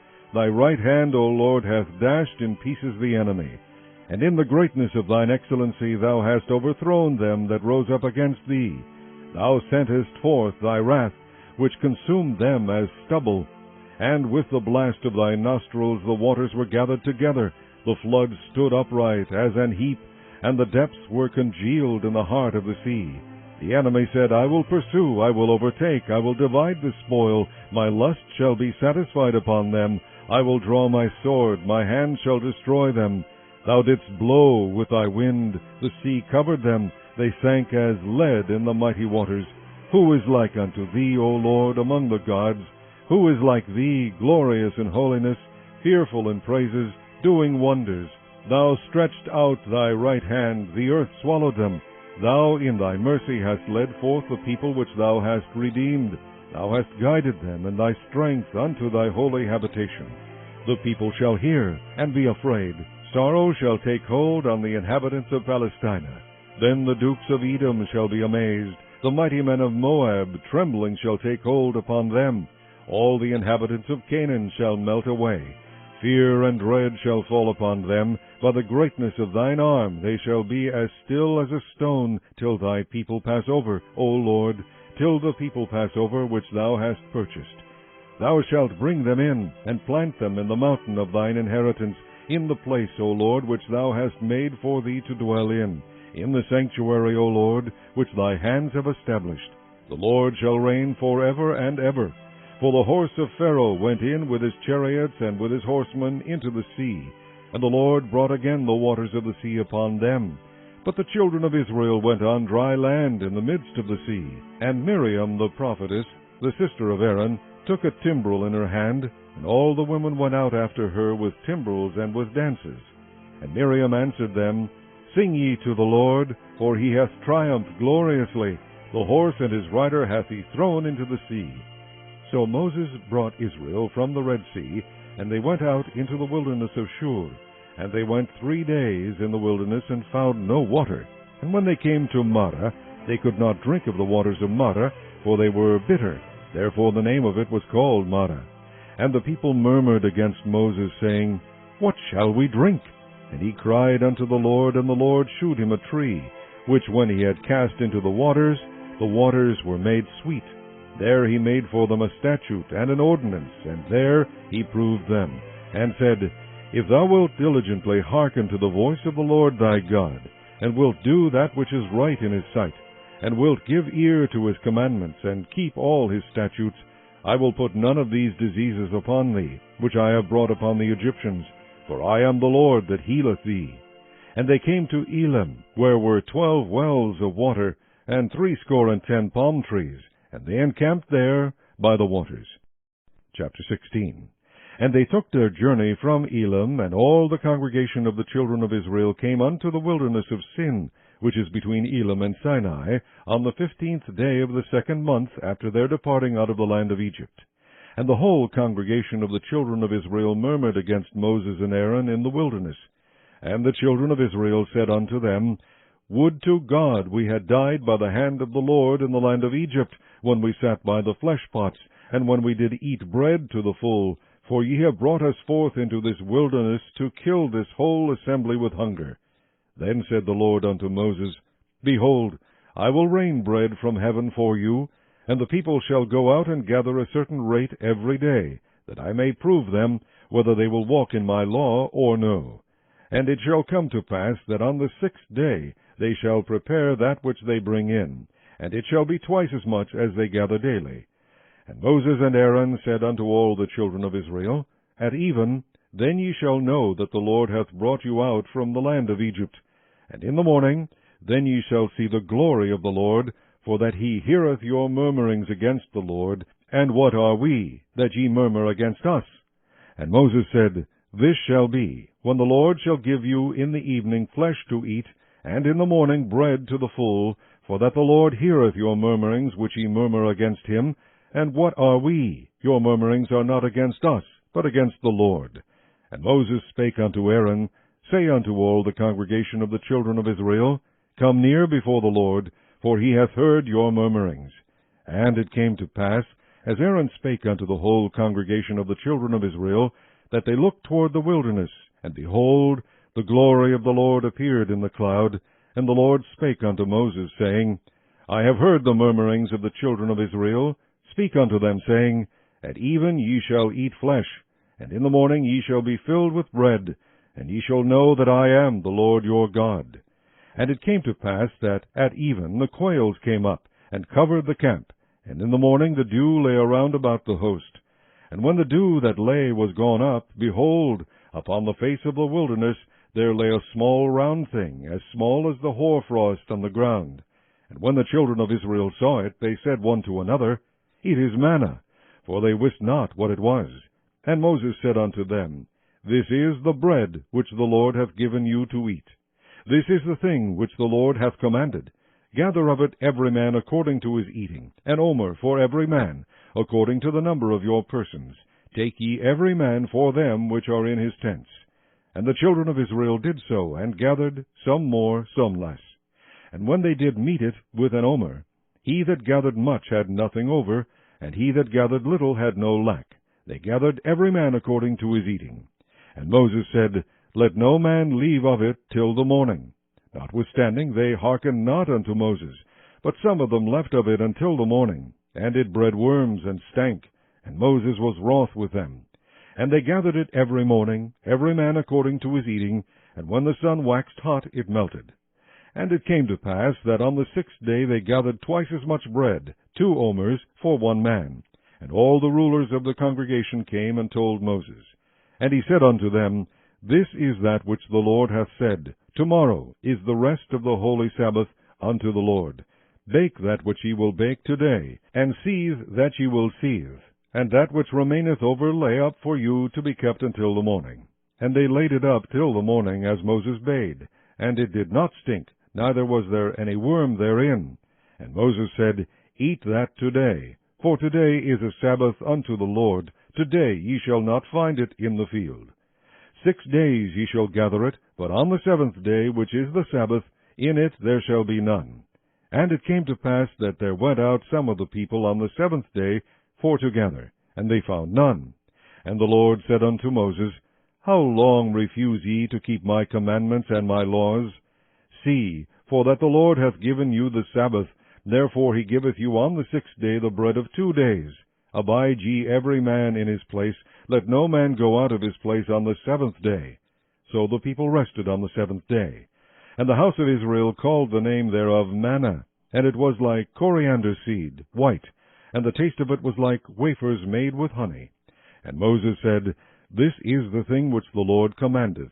Fill an omer of it to be kept for your generations, that they may see the bread wherewith I have fed you in the wilderness, when I brought you forth from the land of Egypt. And Moses said unto Aaron, Take a pot, and put an omer full of manna therein, and lay it up before the Lord to be kept for your generations. As the Lord commanded Moses, so Aaron laid it up before the testimony to be kept. And the children of Israel did eat manna 40 years, until they came to a land inhabited. They did eat manna until they came unto the borders of the land of Canaan. Now an omer is the 10th part of an ephah. Chapter 17. And all the congregation of the children of Israel journeyed from the wilderness of Sin after their journeys, according to the commandment of the Lord, and pitched in Rephidim, and there was no water for the people to drink. Wherefore the people did chide with Moses, and said, Give us water that we may drink. And Moses said unto them, Why chide ye with me? Wherefore do ye tempt the Lord? And the people thirsted there for water. And the people murmured against Moses, and said, Wherefore is this that thou hast brought us up out of Egypt, to kill us and our children and our cattle with thirst? And Moses cried unto the Lord, saying, What shall I do unto this people? They be almost ready to stone me. And the Lord said unto Moses, Go on before the people, and take with thee of the elders of Israel, and thy rod wherewith thou smotest the river, take in thine hand, and go. Behold, I will stand before thee there upon the rock in Horeb, and thou shalt smite the rock, and there shall come water out of it, that the people may drink. And Moses did so in the sight of the elders of Israel. And he called the name of the place Massah and Meribah, because of the chiding of the children of Israel, and because they tempted the Lord, saying, Is the Lord among us or not? Then came Amalek, and fought with Israel in Rephidim. And Moses said unto Joshua, Choose us out men, and go out, fight with Amalek tomorrow. I will stand on the top of the hill with the rod of God in mine hand. So Joshua did as Moses had said to him, and fought with Amalek, and Moses, Aaron, and Hur went up to the top of the hill. And it came to pass, when Moses held up his hand, that Israel prevailed, and when he let down his hand, Amalek prevailed. But Moses' hands were heavy, and they took a stone, and put it under him, and he sat thereon. And Aaron and Hur stayed up his hands, the one on the one side, and the other on the other side, and his hands were steady until the going down of the sun. And Joshua discomfited Amalek and his people with the edge of the sword. And the Lord said unto Moses, Write this for a memorial in a book, and rehearse it in the ears of Joshua, for I will utterly put out the remembrance of Amalek from under heaven. And Moses built an altar, and called the name of it Jehovah Nissi. For he said, Because the Lord hath sworn that the Lord will have war with Amalek from generation to generation. Chapter 18. When Jethro, the priest of Midian, Moses' father-in-law, heard of all that God had done for Moses and for Israel his people, and that the Lord had brought Israel out of Egypt, Then Jethro, Moses' father-in-law, took up Zipporah, Moses' wife, after he had sent her back, and her 2 sons, of which the name of the one was Gershom, for he said, I have been an alien in a strange land. And the same of the other was Eleazar, for the God of my father, said he, was mine help, and delivered me from the sword of Pharaoh. And Jethro, Moses' father-in-law, came with his sons and his wife unto Moses into the wilderness, where he encamped at the mount of God. And he said unto Moses, I, thy father-in-law Jethro, am come unto thee, and thy wife, and her 2 sons with her. And Moses went out to meet his father-in-law, and did obeisance, and kissed him, and they asked each other of their welfare, and they came into the tent. And Moses told his father-in-law all that the Lord had done unto Pharaoh and to the Egyptians for Israel's sake, and all the travail that had come upon them by the way, and how the Lord delivered them. And Jethro rejoiced for all the goodness which the Lord had done to Israel, whom he had delivered out of the hand of the Egyptians. And Jethro said, Blessed be the Lord, who hath delivered you out of the hand of the Egyptians, and out of the hand of Pharaoh, who hath delivered the people from under the hand of the Egyptians. Now I know that the Lord is greater than all gods, for in the thing wherein they dealt proudly he was above them. And Jethro, Moses' father-in-law, took a burnt offering and sacrifices for God, and Aaron came, and all the elders of Israel, to eat bread with Moses' father-in-law before God. And it came to pass on the morrow that Moses sat to judge the people, and the people stood by Moses from the morning unto the evening. And when Moses' father-in-law saw all that he did to the people, he said, What is this thing that thou doest to the people? Why sittest thou thyself alone, and all the people stand by thee from morning unto even? And Moses said unto his father-in-law, Because the people come unto me to inquire of God. When they have a matter, they come unto me, and I judge between one and another, and I do make them know the statutes of God and his laws. And Moses' father-in-law said unto him, The thing that thou doest is not good. Thou wilt surely wear away, both thou and this people that is with thee, for this thing is too heavy for thee. Thou art not able to perform it thyself alone. Hearken now unto my voice. I will give thee counsel, and God shall be with thee. Be thou for the people too Godward, that thou mayest bring the causes unto God. And thou shalt teach them ordinances and laws, and shalt shew them the way wherein they must walk, and the work that they must do. Moreover, thou shalt provide out of all the people able men, such as fear God, men of truth, hating covetousness, and place such over them, to be rulers of thousands, and rulers of hundreds, rulers of 50s, and rulers of 10s. And let them judge the people at all seasons. And it shall be that every great matter they shall bring unto thee, but every small matter they shall judge. So shall it be easier for thyself, and they shall bear the burden with thee. If thou shalt do this thing, and God command thee so, then thou shalt be able to endure, and all this people shall also go to their place in peace. So Moses hearkened to the voice of his father-in-law, and did all that he had said. And Moses chose able men out of all Israel, and made them heads over the people, rulers of thousands, rulers of hundreds, rulers of 50s, and rulers of 10s. And they judged the people at all seasons. The hard causes they brought unto Moses, but every small matter they judged themselves. And Moses let his father-in-law depart, and he went his way into his own land. Chapter 19. In the 3rd month, when the children of Israel were gone forth out of the land of Egypt, the same day came they into the wilderness of Sinai. For they were departed from Rephidim, and were come to the desert of Sinai, and had pitched in the wilderness. And there Israel camped before the mount. And Moses went up unto God, and the Lord called unto him out of the mountain, saying, Thus shalt thou say to the house of Jacob, and tell the children of Israel, Ye have seen what I did unto the Egyptians, and how I bare you on eagle's wings, and brought you unto myself. Now therefore, if ye will obey my voice indeed, and keep my covenant, then ye shall be a peculiar treasure unto me above all people, for all the earth is mine. And ye shall be unto me a kingdom of priests, and an holy nation. These are the words which thou shalt speak unto the children of Israel. And Moses came and called for the elders of the people, and laid before their faces all these words which the Lord commanded him. And all the people answered together and said, All that the Lord hath spoken we will do. And Moses returned the words of the people unto the Lord.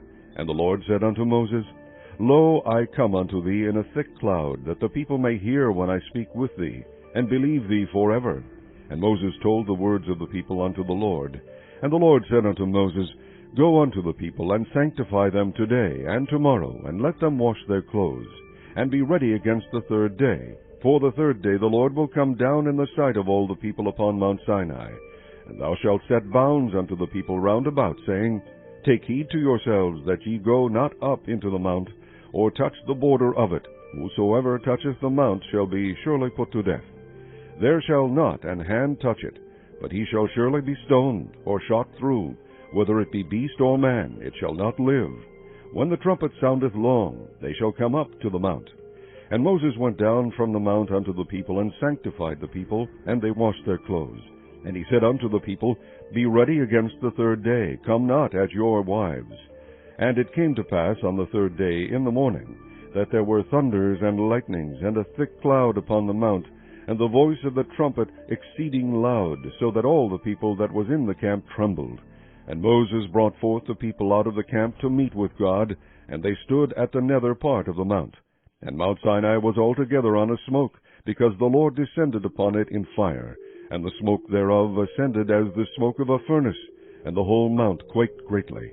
And when the voice of the trumpet sounded long, and waxed louder and louder, Moses spake, and God answered him by a voice. And the Lord came down upon Mount Sinai, on the top of the mount. And the Lord called Moses up to the top of the mount, and Moses went up. And the Lord said unto Moses, Go down, charge the people, lest they break through unto the Lord to gaze, and many of them perish. And let the priests also, which come near to the Lord, sanctify themselves, lest the Lord break forth upon them. And Moses said unto the Lord, The people cannot come up to Mount Sinai, for thou chargest us, saying, Set bounds about the mount, and sanctify it. And the Lord said unto him, Away, get thee down, and thou shalt come up, thou and Aaron with thee. But let not the priest and the people break through to come up unto the Lord, lest he break forth upon them. So Moses went down unto the people, and spake unto them. Chapter 20.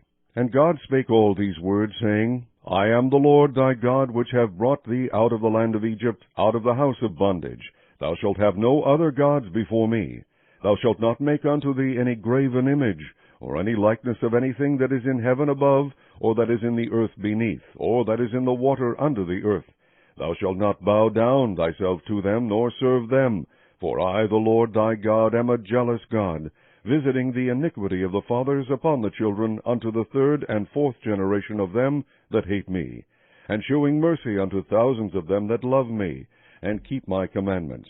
Thou shalt not take the name of the Lord thy God in vain, for the Lord will not hold him guiltless that taketh his name in vain. Remember the Sabbath day, to keep it holy. 6 days shalt thou labor, and do all thy work. But the seventh day is the Sabbath of the Lord thy God. In it thou shalt not do any work, thou, nor thy son, nor thy daughter, thy manservant, nor thy maidservant, nor thy cattle, nor thy stranger that is within thy gates. For in 6 days the Lord made heaven and earth, the sea, and all that in them is, and rested the seventh day. Wherefore the Lord blessed the Sabbath day, and hallowed it. Honor thy father and thy mother, that thy days may be long upon the land which the Lord thy God giveth thee. Thou shalt not kill. Thou shalt not commit adultery. Thou shalt not steal. Thou shalt not bear false witness against thy neighbor. Thou shalt not covet thy neighbor's house.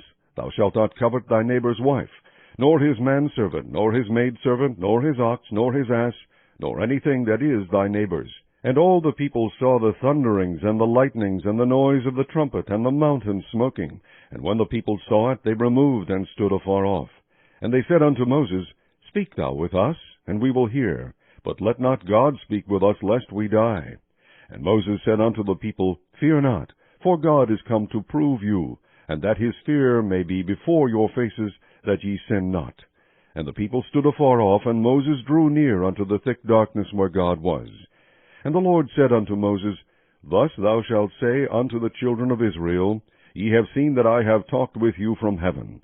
Ye shall not make with me gods of silver, neither shall ye make unto you gods of gold. An altar of earth thou shalt make unto me, and shalt sacrifice thereon thy burnt offerings, and thy peace offerings, thy sheep and thine oxen. In all places where I record my name I will come unto thee, and I will bless thee. And if thou wilt make me an altar of stone, thou shalt not build it of hewn stone, For if thou lift up thy tool upon it, thou hast polluted it. Neither shalt thou go up by steps unto mine altar, that thy nakedness be not discovered thereon. Chapter 21. Now these are the judgments which thou shalt set before them. If thou buy an Hebrew servant, 6 years he shall serve, and in the 7th he shall go out free for nothing. If he came in by himself, he shall go out by himself.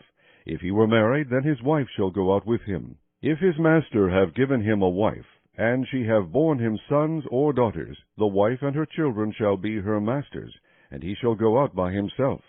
And if the servant shall plainly say, I love my master, my wife, and my children, I will not go out free, then his master shall bring him unto the judges. He shall also bring him to the door, or unto the door post, and his master shall bore his ear through with an awl, and he shall serve him forever. And if a man sell his daughter to be a maidservant, she shall not go out, as the men servants do. If she please not her master, who hath betrothed her to himself, then shall he let her be redeemed. To sell her unto a strange nation he shall have no power, seeing he hath dealt deceitfully with her. And if he have betrothed her unto his son, he shall deal with her after the manner of daughters. If he take him another wife, her food, her raiment, and her duty of marriage shall be not diminished.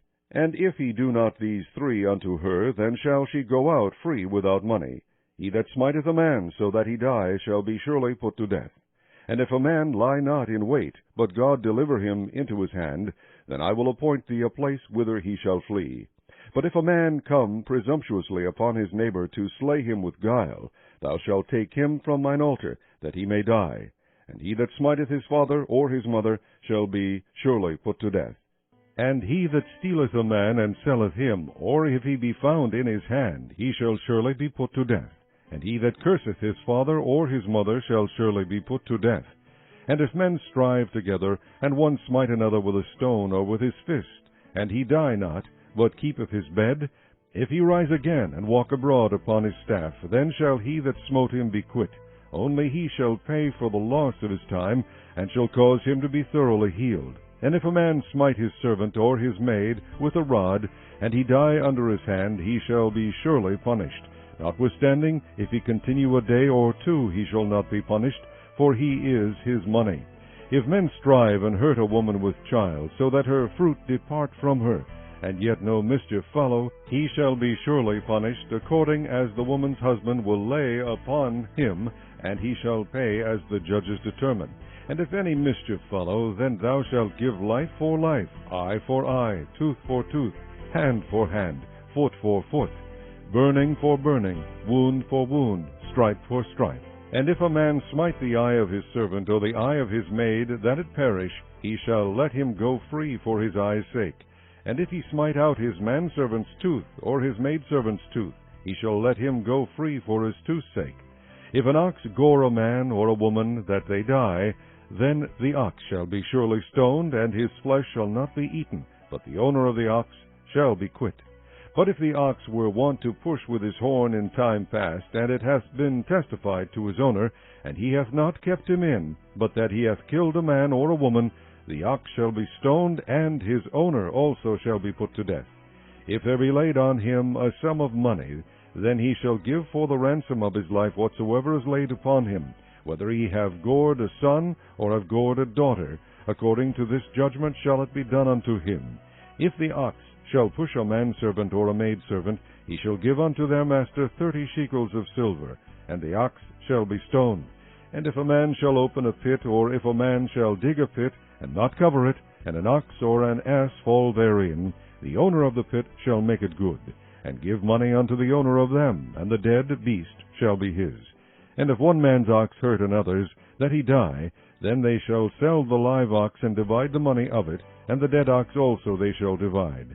Or if it be known that the ox hath used to push in time past, and his owner hath not kept him in, he shall surely pay ox for ox, and the dead shall be his own.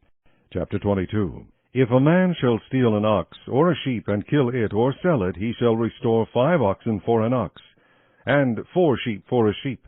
If a thief be found breaking up, and be smitten that he die, there shall no blood be shed for him. If the sun be risen upon him, there shall be blood shed for him, for he should make full restitution. If he have nothing, then he shall be sold for his theft. If the theft be certainly found in his hand alive, whether it be ox or ass or sheep, he shall restore double. If a man shall cause a field or vineyard to be eaten, and shall put in his beast, and shall feed in another man's field, of the best of his own field, and of the best of his own vineyard shall he make restitution. If fire break out and catch in thorns, so that the stacks of corn, or the standing corn, or the field, be consumed therewith, he that kindled the fire shall surely make restitution. If a man shall deliver unto his neighbor money or stuff to keep, and it be stolen out of the man's house, if the thief be found, let him pay double. If the thief be not found, then the master of the house shall be brought unto the judges, to see whether he have put his hand unto his neighbor's goods.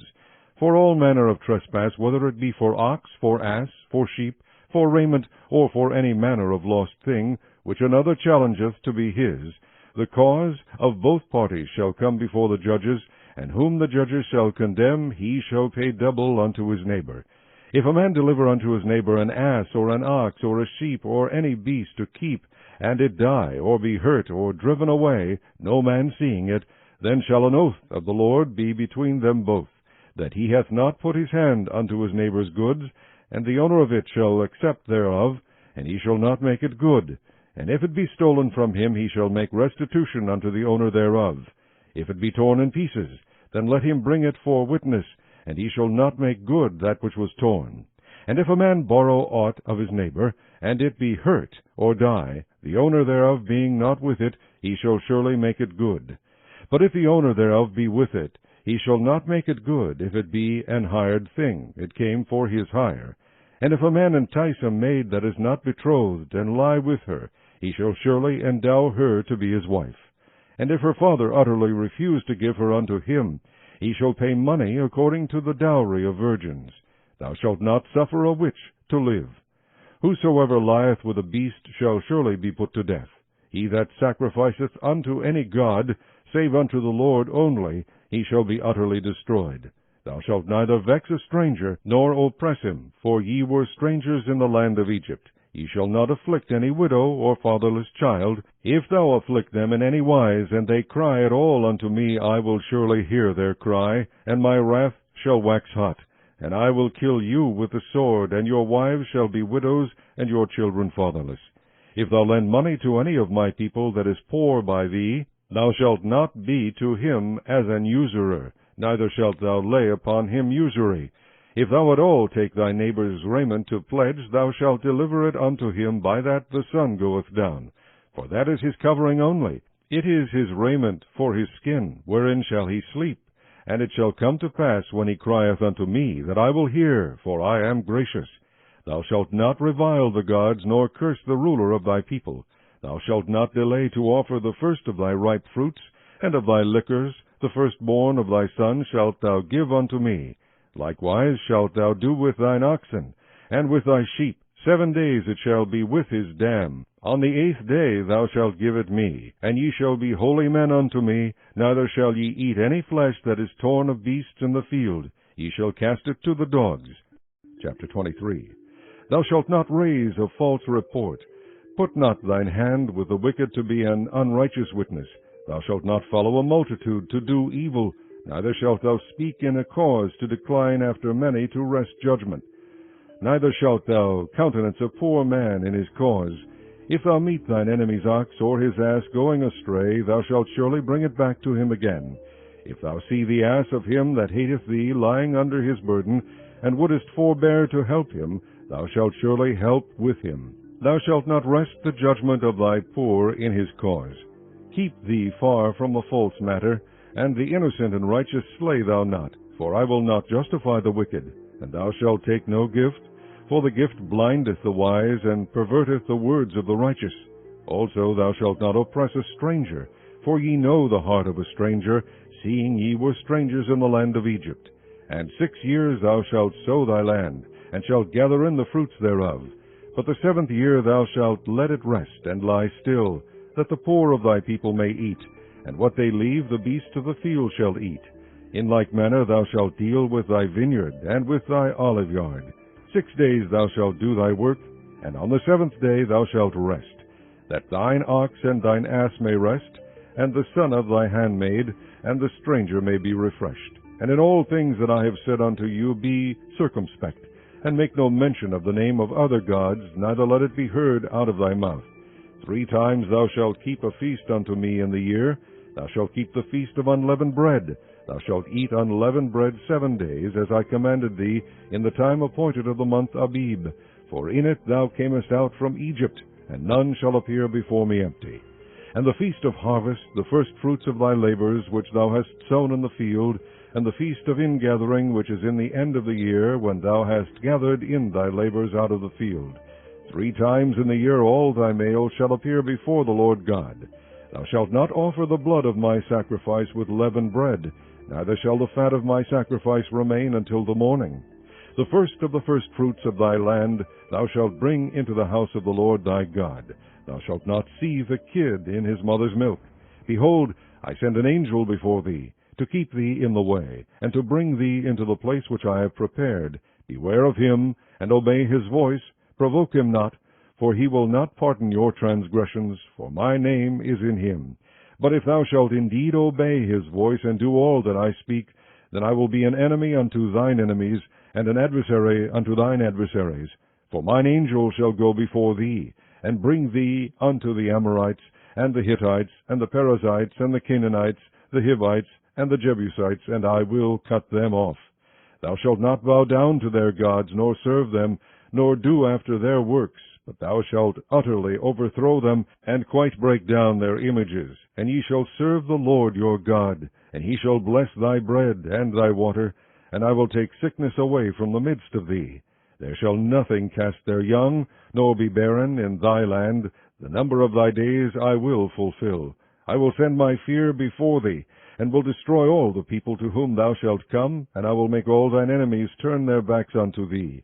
And I will send hornets before thee, which shall drive out the Hivite, the Canaanite, and the Hittite from before thee. I will not drive them out from before thee in 1 year, lest the land become desolate, and the beasts of the field multiply against thee. By little and little I will drive them out from before thee, until thou be increased, and inherit the land. And I will set thy bounds from the Red Sea even unto the sea of the Philistines, and from the desert unto the river. For I will deliver the inhabitants of the land into your hand, and thou shalt drive them out before thee. Thou shalt make no covenant with them, nor with their gods. They shall not dwell in thy land, lest they make thee sin against me. For if thou serve their gods, it will surely be a snare unto thee. Chapter 24. And he said unto Moses, Come up unto the Lord, thou and Aaron, Nadab, and Abihu, and 70 of the elders of Israel, and worship ye afar off. And Moses alone shall come near the Lord, but they shall not come nigh, neither shall the people go up with him. And Moses came and told the people all the words of the Lord, and all the judgments, and all the people answered with one voice, and said, All the words which the Lord hath said will we do. And Moses wrote all the words of the Lord, and rose up early in the morning, and builded an altar under the hill, and 12 pillars according to the 12 tribes of Israel. And he sent young men of the children of Israel, which offered burnt offerings, and sacrificed peace offerings of oxen unto the Lord. And Moses took half of the blood, and put it in basins, and half of the blood he sprinkled on the altar. And he took the book of the covenant, and read in the audience of the people, and they said, All that the Lord hath said will we do, and be obedient. And Moses took the blood, and sprinkled it on the people, and said, Behold the blood of the covenant which the Lord hath made with you concerning all these words. Then went up Moses and Aaron, Nadab and Abihu, and 70 of the elders of Israel. And they saw the God of Israel, and there was under his feet as it were a paved work of a sapphire stone, and as it were the body of heaven in his clearness. And upon the nobles of the children of Israel he laid not his hand. Also they saw God, and did eat and drink. And the Lord said unto Moses, Come up to me into the mount, and be there. And I will give thee tables of stone, and a law, and commandments which I have written, that thou mayest teach them. And Moses rose up, and his minister Joshua, and Moses went up into the mount of God. And he said unto the elders, Tarry ye here for us until we come again unto you. And behold, Aaron and Hur are with you. If any man have any matters to do, let him come unto them. And Moses went up into the mount, and a cloud covered the mount. And the glory of the Lord abode upon Mount Sinai, and the cloud covered it 6 days. And the seventh day he called unto Moses out of the midst of the cloud. And the sight of the glory of the Lord was like devouring fire on the top of the mount in the eyes of the children of Israel. And Moses went into the midst of the cloud, and gat him up into the mount. And Moses was in the mount 40 days and 40 nights. Chapter 25. And the Lord spake unto Moses, saying, Speak unto the children of Israel, that they bring me an offering. Of every man that giveth it willingly with his heart ye shall take my offering. And this is the offering which ye shall take of them, gold, and silver, and brass, and blue, and purple, and scarlet, and fine linen, and goat's hair, and ram skins dyed red, and badger skins, and shittim wood, oil for the light, spices for anointing oil, and for sweet incense, onyx stones, and stones to be set in the ephod and in the breastplate. And let them make me a sanctuary, that I may dwell among them. According to all that I shew thee, after the pattern of the tabernacle, and the pattern of all the instruments thereof, even so shall ye make it. And they shall make an ark of shittim wood, 2 cubits and a half shall be the length thereof, and 1 cubit and a half the breadth thereof, and 1 cubit and a half the height thereof. And thou shalt overlay it with pure gold, within and without shalt thou overlay it, and shalt make upon it a crown of gold round about. And thou shalt cast 4 rings of gold for it, and put them in the 4 corners thereof. And 2 rings shall be in the one side of it, and 2 rings in the other side of it. And thou shalt make staves of shittim wood, and overlay them with gold. And thou shalt put the staves into the rings by the sides of the ark, that the ark may be borne with them. The staves shall be in the rings of the ark, they shall not be taken from it. And thou shalt put into the ark the testimony which I shall give thee. And thou shalt make a mercy seat of pure gold. 2 cubits and a half shall be the length thereof, and 1 cubit and a half the breadth thereof. And thou shalt make 2 cherubims of gold, of beaten work shalt thou make them, in the 2 ends of the mercy seat. And make 1 cherub on the one end, and the other cherub on the other end. Even of the mercy seat shall ye make the cherubims on the 2 ends thereof. And the cherubims shall stretch forth their wings on high, covering the mercy seat with their wings. And their faces shall look one to another, toward the mercy seat shall the faces of the cherubims be. And thou shalt put the mercy seat above upon the ark. And in the ark thou shalt put the testimony that I shall give thee.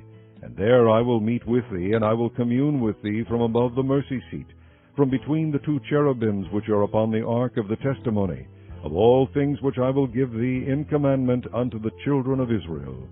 Thou shalt also make a table of shittim wood. 2 cubits shall be the length thereof, and 1 cubit the breadth thereof, and 1 cubit and a half the height thereof. And thou shalt overlay it with pure gold, and make thereto a crown of gold round about. And thou shalt make unto it a border of an handbreadth round about. And thou shalt make a golden crown to the border thereof round about. And thou shalt make for it 4 rings of gold, and put the rings in the 4 corners that are on the 4 feet thereof. Over against the border shall the rings be for places of the staves to bear the table.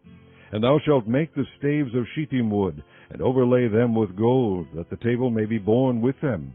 And thou shalt make the dishes thereof, and spoons thereof, and covers thereof, and bowls thereof, to cover withal. Of pure gold shalt thou make them.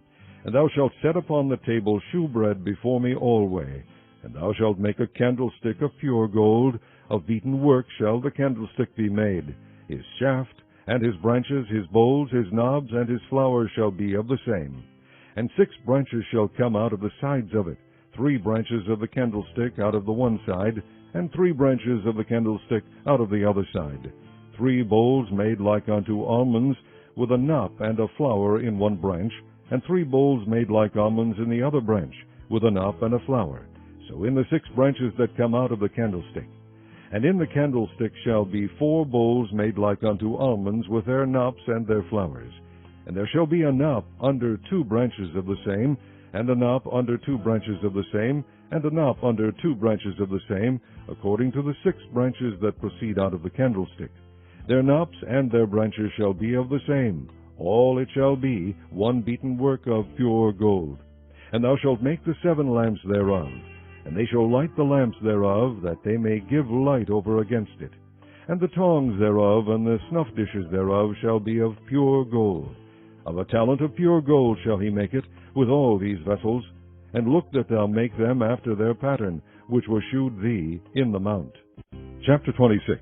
Moreover, thou shalt make the tabernacle with 10 curtains of fine twined linen, and blue and purple and scarlet, with cherubims of cunning work shalt thou make them. The length of one curtain shall be 28 cubits, and the breadth of one curtain 4 cubits, and every one of the curtains shall have one measure. The 5 curtains shall be coupled together one to another, and other 5 curtains shall be coupled one to another. And thou shalt make loops of blue upon the edge of the one curtain from the selve edge in the coupling, and likewise shalt thou make in the uttermost edge of another curtain in the coupling of the second. 50 loops shalt thou make in the one curtain, and 50 loops shalt thou make in the edge of the curtain that is in the coupling of the second, that the loops may take hold one of another. And thou shalt make 50 taches of gold, and couple the curtains together with the taches, and it shall be one tabernacle. And thou shalt make curtains of goat's hair to be a covering upon the tabernacle. 11 curtains shalt thou make. The length of one curtain shall be 30 cubits, and the breadth of one curtain 4 cubits, and the 11 curtains shall be all of one measure. And thou shalt couple 5 curtains by themselves, and 6 curtains by themselves, and shalt double the 6th curtain in the forefront of the tabernacle. And thou shalt make 50 loops on the edge of the one curtain that is outmost in the coupling, and 50 loops in the edge of the curtain which coupleth the second. And thou shalt make 50 taches of brass, and put the taches into the loops, and couple the tent together, that it may be one. And the remnant that remaineth of the curtains of the tent, the half curtain that remaineth, shall hang over the back side of the tabernacle, and a cubit on the one side, and a cubit on the other side of that which remaineth in the length of the curtains of the tent. It shall hang over the sides of the tabernacle on this side and on that side to cover it. And thou shalt make a covering for the tent of ram skins dyed red, and a covering above of badger skins. And thou shalt make boards for the tabernacle of shittim wood standing up. 10 cubits shall be the length of a board, and a cubit and a half shall be the breadth of one board. 2 tenons shall there be in one board, set in order one against another. Thus shalt thou make for all the boards of the tabernacle. And thou shalt make the boards for the tabernacle, 20 boards on the south side southward. And thou shalt make 40 sockets of silver under the 20 boards, 2 sockets under one board for his 2 tenons, and 2 sockets under another board for his 2 tenons. And for the second side of the tabernacle on the north side there shall be 20 boards, and there 40 sockets of silver, 2 sockets under one board, and 2 sockets under another board. And for the skies of the tabernacle westward thou shalt make 6 boards, and 2 boards shalt thou make for the corners of the tabernacle in the 2 sides. And they shall be coupled together beneath, and they shall be coupled together above the head of it unto one ring. Thus shall it be for them both, they shall be for the 2 corners. And they shall be 8 boards, and their sockets of silver, 16 sockets, 2 sockets under one board, and 2 sockets under another board. And thou shalt make bars of shittim wood, 5 for the boards of the one side of the tabernacle, and 5 bars for the boards of the other side of the tabernacle, and 5 bars for the boards of the side of the tabernacle, for the 2 sides westward. And the middle bar in the midst of the boards shall reach from end to end. And thou shalt overlay the boards with gold, and make their rings of gold for places for the bars. And thou shalt overlay the bars with gold. And thou shalt rear up the tabernacle according to the fashion thereof which was shewed thee in the mount. And thou shalt make a veil of blue, and purple, and scarlet, and fine twined linen of cunning work, with cherubim shall it be made. And thou shalt hang it upon 4 pillars of shittim wood overlaid with gold. Their hooks shall be of gold, upon the 4 sockets of silver. And thou shalt hang up the veil under the taches, that thou mayest bring in thither within the veil the ark of the testimony. And the veil shall divide unto you between the holy place and the most holy. And thou shalt put the mercy seat upon the ark of the testimony in the most holy place. And thou shalt set the table without the veil, and the candlestick over against the table on the side of the tabernacle toward the south. And thou shalt put the table on the north side. And thou shalt make an hanging for the door of the tent of blue, and purple, and scarlet, and fine twined linen wrought with needlework. And thou shalt make for the hanging 5 pillars of shittim wood, and overlay them with gold, and their hooks shall be of gold, and thou shalt cast 5 sockets of brass for them. Chapter 27. And thou shalt make an altar of shittim wood, 5 cubits long and 5 cubits broad. The altar shall be foursquare, and the height thereof shall be 3 cubits. And thou shalt make the horns of it upon the 4 corners thereof. His horn shall be of the same, and thou shalt overlay it with brass. And thou shalt make his pans to receive his ashes, and his shovels, and his basins, and his flesh hooks, and his fire pans. All the vessels thereof thou shalt make of brass. And thou shalt make for it a grate of network of brass. And upon the net shalt thou make 4 brazen rings in the 4 corners thereof. And thou shalt put it under the compass of the altar beneath, that the net may be even to the midst of the altar. And thou shalt make staves for the altar, staves of shittim wood, and overlay them with brass. And the stave shall be put into the rings, and the stave shall be upon the 2 sides of the altar to bear it. Hollow with boards shalt thou make it, as it was shewed thee in the mount, so shall they make it. And thou shalt make the court of the tabernacle for the south side. Southward there shall be hangings for the court of fine twined linen of 100 cubits long for one side. And the 20 pillars thereof, and their 20 sockets, shall be of brass. The hooks of the pillars and their fillets shall be of silver. And likewise for the north side in length there shall be hangings of 100 cubits long.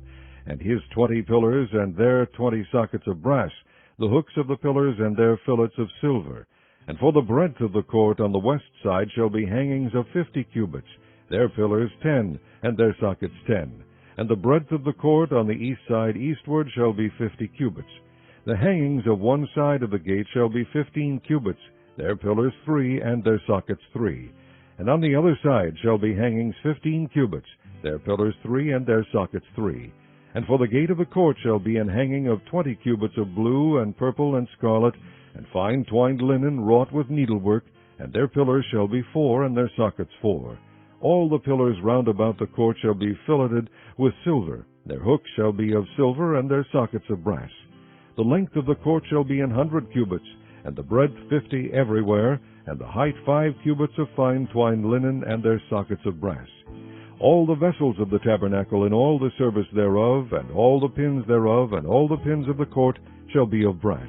And thou shalt command the children of Israel that they bring thee pure oil olive beaten for the light, to cause the lamp to burn always. In the tabernacle of the congregation without the veil, which is before the testimony, Aaron and his sons shall order it from evening to morning before the Lord. It shall be a statute forever unto their generations on the behalf of the children of Israel. Chapter 28. And take thou unto thee Aaron thy brother and his sons with him from among the children of Israel, that he may minister unto me in the priest's office, even Aaron, Nadab, and Abihu, Eleazar, and Ithamar, Aaron's sons. And thou shalt make holy garments for Aaron thy brother, for glory and for beauty. And thou shalt speak unto all that are wise-hearted, whom I have filled with the spirit of wisdom, that they may make Aaron's garments to consecrate him, that he may minister unto me in the priest's office. And these are the garments which they shall make: a breastplate, and an ephod, and a robe, and a bordered coat, a mitre, and a girdle. And they shall make holy garments for Aaron thy brother, and his sons, that he may minister unto me in the priest's office. And they shall take gold, and blue, and purple, and scarlet, and fine linen. And they shall make the ephod of gold, of blue, and of purple, of scarlet, and fine twined linen with cunning work. It shall have the 2 shoulder pieces thereof, joined at the 2 edges thereof, and so it shall be joined together. And the curious girdle of the ephod, which is upon it, shall be of the same according to the work thereof, even of gold, of blue, and purple, and scarlet, and fine twined linen. And thou shalt take 2 onyx stones, and grave on them the names of the children of Israel, 6 of their names on one stone, and the other 6 names of the rest on the other stone, according to their birth. With the work of an engraver in stone, like the engravings of a signet, shalt thou engrave the 2 stones with the names of the children of Israel. Thou shalt make them to be set in ouches of gold. And thou shalt put the 2 stones upon the shoulders of the ephod for stones of memorial unto the children of Israel. And Aaron shall bear their names before the Lord upon his 2 shoulders for a memorial. And thou shalt make ouches of gold, and 2 chains of pure gold at the ends. Of wreathen work shalt thou make them, and fasten the wreathen chains to the ouches. And thou shalt make the breastplate of judgment with cunning work. After the work of the ephod thou shalt make it, of gold, of blue, and of purple, and of scarlet, and of fine twined linen shalt thou make it. 4 square it shall be, being doubled. A span shall be the length thereof, and a span shall be the breadth thereof. And thou shalt set it in settings of stones, even 4 rows of stones. The first row shall be a sardius, a topaz, and a carbuncle. This shall be the first row. And the second row shall be an emerald, a sapphire, and a diamond. And the third row a ligure, an agate, and an amethyst. And the fourth row a beryl, and an onyx, and a jasper. They shall be set in gold in their enclosings. And the stones shall be with the names of the children of Israel, 12 according to their names, like the engravings of a signet. Every one with his name shall they be according to the 12 tribes.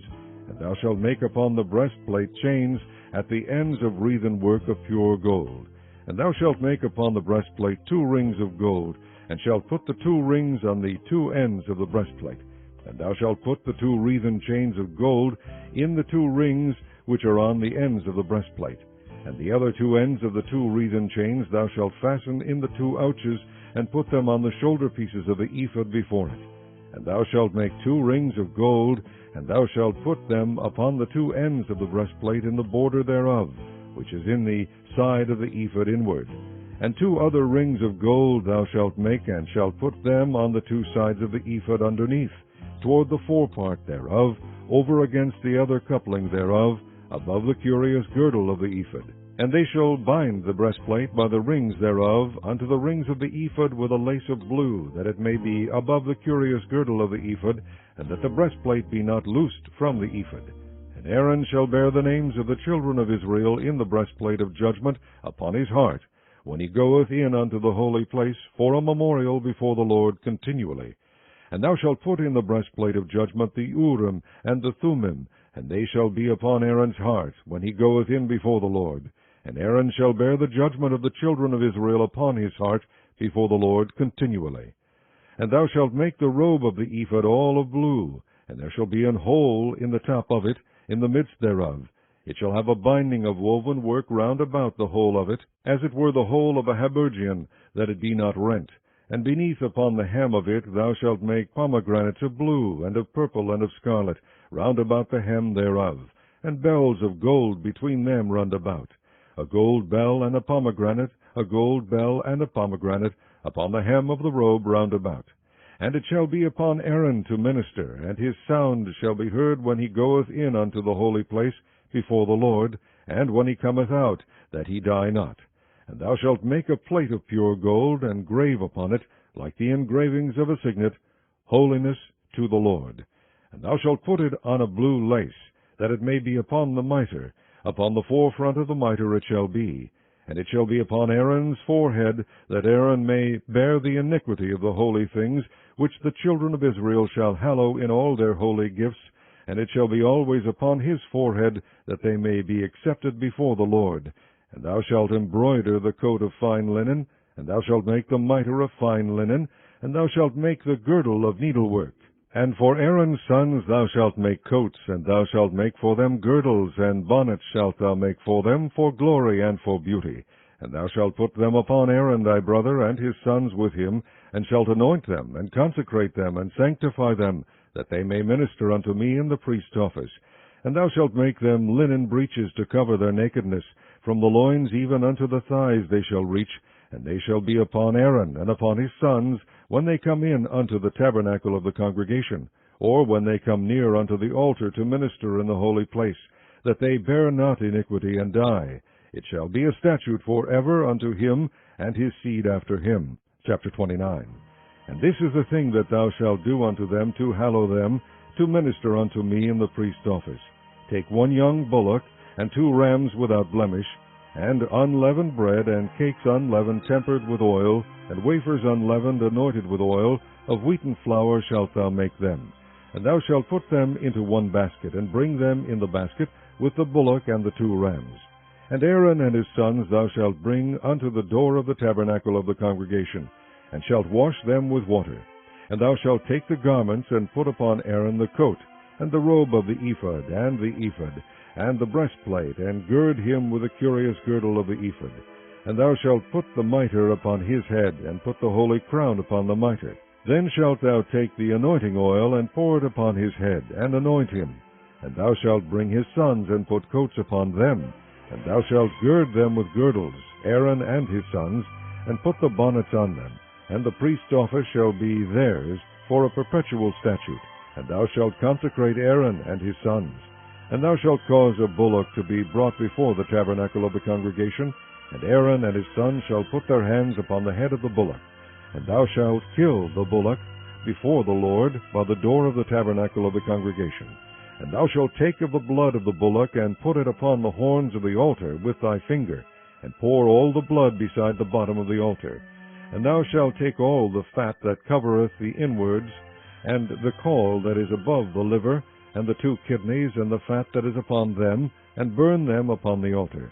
But the flesh of the bullock, and his skin, and his dung, shalt thou burn with fire without the camp. It is a sin offering.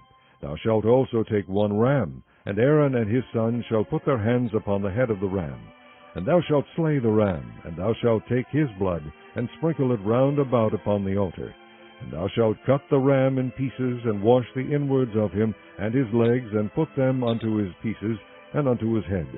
And thou shalt burn the whole ram upon the altar. It is a burnt offering unto the Lord. It is a sweet savour, an offering made by fire unto the Lord. And thou shalt take the other ram, and Aaron and his sons shall put their hands upon the head of the ram. Then shalt thou kill the ram, and take of his blood, and put it upon the tip of the right ear of Aaron, and upon the tip of the right ear of his sons, and upon the thumb of their right hand, and upon the great toe of their right foot, and sprinkle the blood upon the altar round about. And thou shalt take of the blood that is upon the altar, and of the anointing oil, and sprinkle it upon Aaron, and upon his garments, and upon his sons, and upon the garments of his sons with him. And he shall be hallowed, and his garments, and his sons' garments with him. Also thou shalt take of the ram the fat of the rump, and the fat that covereth the inwards, and the caul above the liver, and the 2 kidneys, and the fat that is upon them, and the right shoulder, for it is a ram of consecration. And 1 loaf of bread, and 1 cake of oiled bread, and 1 wafer out of the basket of the unleavened bread that is before the Lord. And thou shalt put all in the hands of Aaron, and in the hands of his sons, and shalt wave them for a wave offering before the Lord. And thou shalt receive them in their hands, and burn them upon the altar for a burnt offering, for a sweet savour before the Lord. It is an offering made by fire unto the Lord. And thou shalt take the breast of the ram of Aaron's consecration, and wave it for a wave offering before the Lord, and it shall be thy part. And thou shalt sanctify the breast of the wave offering, and the shoulder of the heave offering, which is waved, and which is heaved up, of the ram of the consecration, even of that which is for Aaron, and of that which is for his sons. And it shall be Aaron's and his sons by a statute forever from the children of Israel. For it is an heave offering, and it shall be an heave offering from the children of Israel of the sacrifice of their peace offerings, even their heave offering unto the Lord. And the holy garments of Aaron shall be his sons after him, to be anointed therein, and to be consecrated in them. And that son that is priest in his stead shall put them on 7 days, when he cometh into the tabernacle of the congregation, to minister in the holy place. And thou shalt take the ram of the consecration, and seethe his flesh in the holy place. And Aaron and his sons shall eat the flesh of the ram, and the bread that is in the basket, by the door of the tabernacle of the congregation. And they shall eat those things wherewith the atonement was made, to consecrate and to sanctify them. But a stranger shall not eat thereof, because they are holy. And if aught of the flesh of the consecrations or of the bread remain unto the morning, then thou shalt burn the remainder with fire. It shall not be eaten, because it is holy. And thus shalt thou do unto Aaron and to his sons, according to all things which I have commanded thee. 7 days shalt thou consecrate them. And thou shalt offer every day a bullock for a sin offering for atonement. And thou shalt cleanse the altar, when thou hast made an atonement for it, and thou shalt anoint it to sanctify it. 7 days thou shalt make an atonement for the altar, and sanctify it, and it shall be an altar most holy. Whatsoever toucheth the altar shall be holy. Now this is that which thou shalt offer upon the altar, 2 lambs of the first year, day by day continually. The 1 lamb thou shalt offer in the morning, and the other lamb thou shalt offer at even. And with the 1 lamb 1/10 deal of flour mingled with the 4th part of an hin of beaten oil, and the 4th part of an hin of wine for a drink offering. And the other lamb thou shalt offer at even, and shalt do thereto according to the meat offering of the morning, and according to the drink offering thereof, for a sweet savour, an offering made by fire unto the Lord.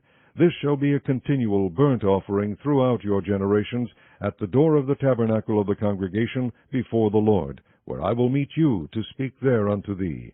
And there I will meet with the children of Israel, and the tabernacle shall be sanctified by my glory. And I will sanctify the tabernacle of the congregation and the altar. I will sanctify also both Aaron and his sons to minister to me in the priest's office. And I will dwell among the children of Israel, and will be their God. And they shall know that I am the Lord their God, that brought them forth out of the land of Egypt, that I may dwell among them. I am the Lord their God. Chapter 30. And thou shalt make an altar to burn incense upon, of shittim wood shalt thou make it. A cubit shall be the length thereof, and a cubit the breadth thereof. 40 shall it be, and 2 cubits shall be the height thereof. The horns thereof shall be of the same. And thou shalt overlay it with pure gold, the top thereof, and the sides thereof round about, and the horns thereof. And thou shalt make unto it a crown of gold round about. And 2 golden rings shalt thou make to it unto the crown of it. By the 2 corners thereof, upon the 2 sides of it shalt thou make it. And they shall be for places for the slaves to bear it withal. And thou shalt make the staves of shittim wood, and overlay them with gold. And thou shalt put it before the veil that is by the ark of the testimony, before the mercy seat that is over the testimony, where I will meet with thee. And Aaron shall burn thereon sweet incense every morning when he dresseth the lamps. He shall burn incense upon it. And when Aaron lighteth the lamps at even, he shall burn incense upon it, a perpetual incense before the Lord throughout your generations. Ye shall offer no strange incense thereon, nor burnt sacrifice, nor meat offering, neither shall ye pour drink offering thereon. And Aaron shall make an atonement upon the horns of it once in a year with the blood of the sin offering of atonements. Once in a year shall he make atonement upon it throughout your generations. It is most holy unto the Lord. And the Lord spake unto Moses, saying, When thou takest the sum of the children of Israel after their number, then shall they give every man a ransom for his soul unto the Lord, when thou numberest them, that there be no plague among them when thou numberest them. This they shall give, every one that passeth among them that are numbered, half a shekel after the shekel of the sanctuary. A shekel is 20 gerahs, and half shekel shall be the offering of the Lord. Every one that passeth among them that are numbered, from 20 years old and above, shall give an offering unto the Lord. The rich shall not give more, and the poor shall not give less than half a shekel, when they give an offering unto the Lord, to make an atonement for your souls. And thou shalt take the atonement money of the children of Israel, and shall appoint it for the service of the tabernacle of the congregation, that it may be a memorial unto the children of Israel before the Lord, to make an atonement for your souls. And the Lord spake unto Moses, saying, Thou shalt also make a laver of brass, and his foot also of brass, to wash withal. And thou shalt put it between the tabernacle of the congregation and the altar, and thou shalt put water therein. For Aaron and his sons shall wash their hands and their feet thereat. When they go into the tabernacle of the congregation, they shall wash with water, that they die not. And when they come near to the altar to minister, to burn offering made by fire unto the Lord, so they shall wash their hands and their feet, that they die not. And it shall be a statute forever to them, even to him and to his seed throughout their generations.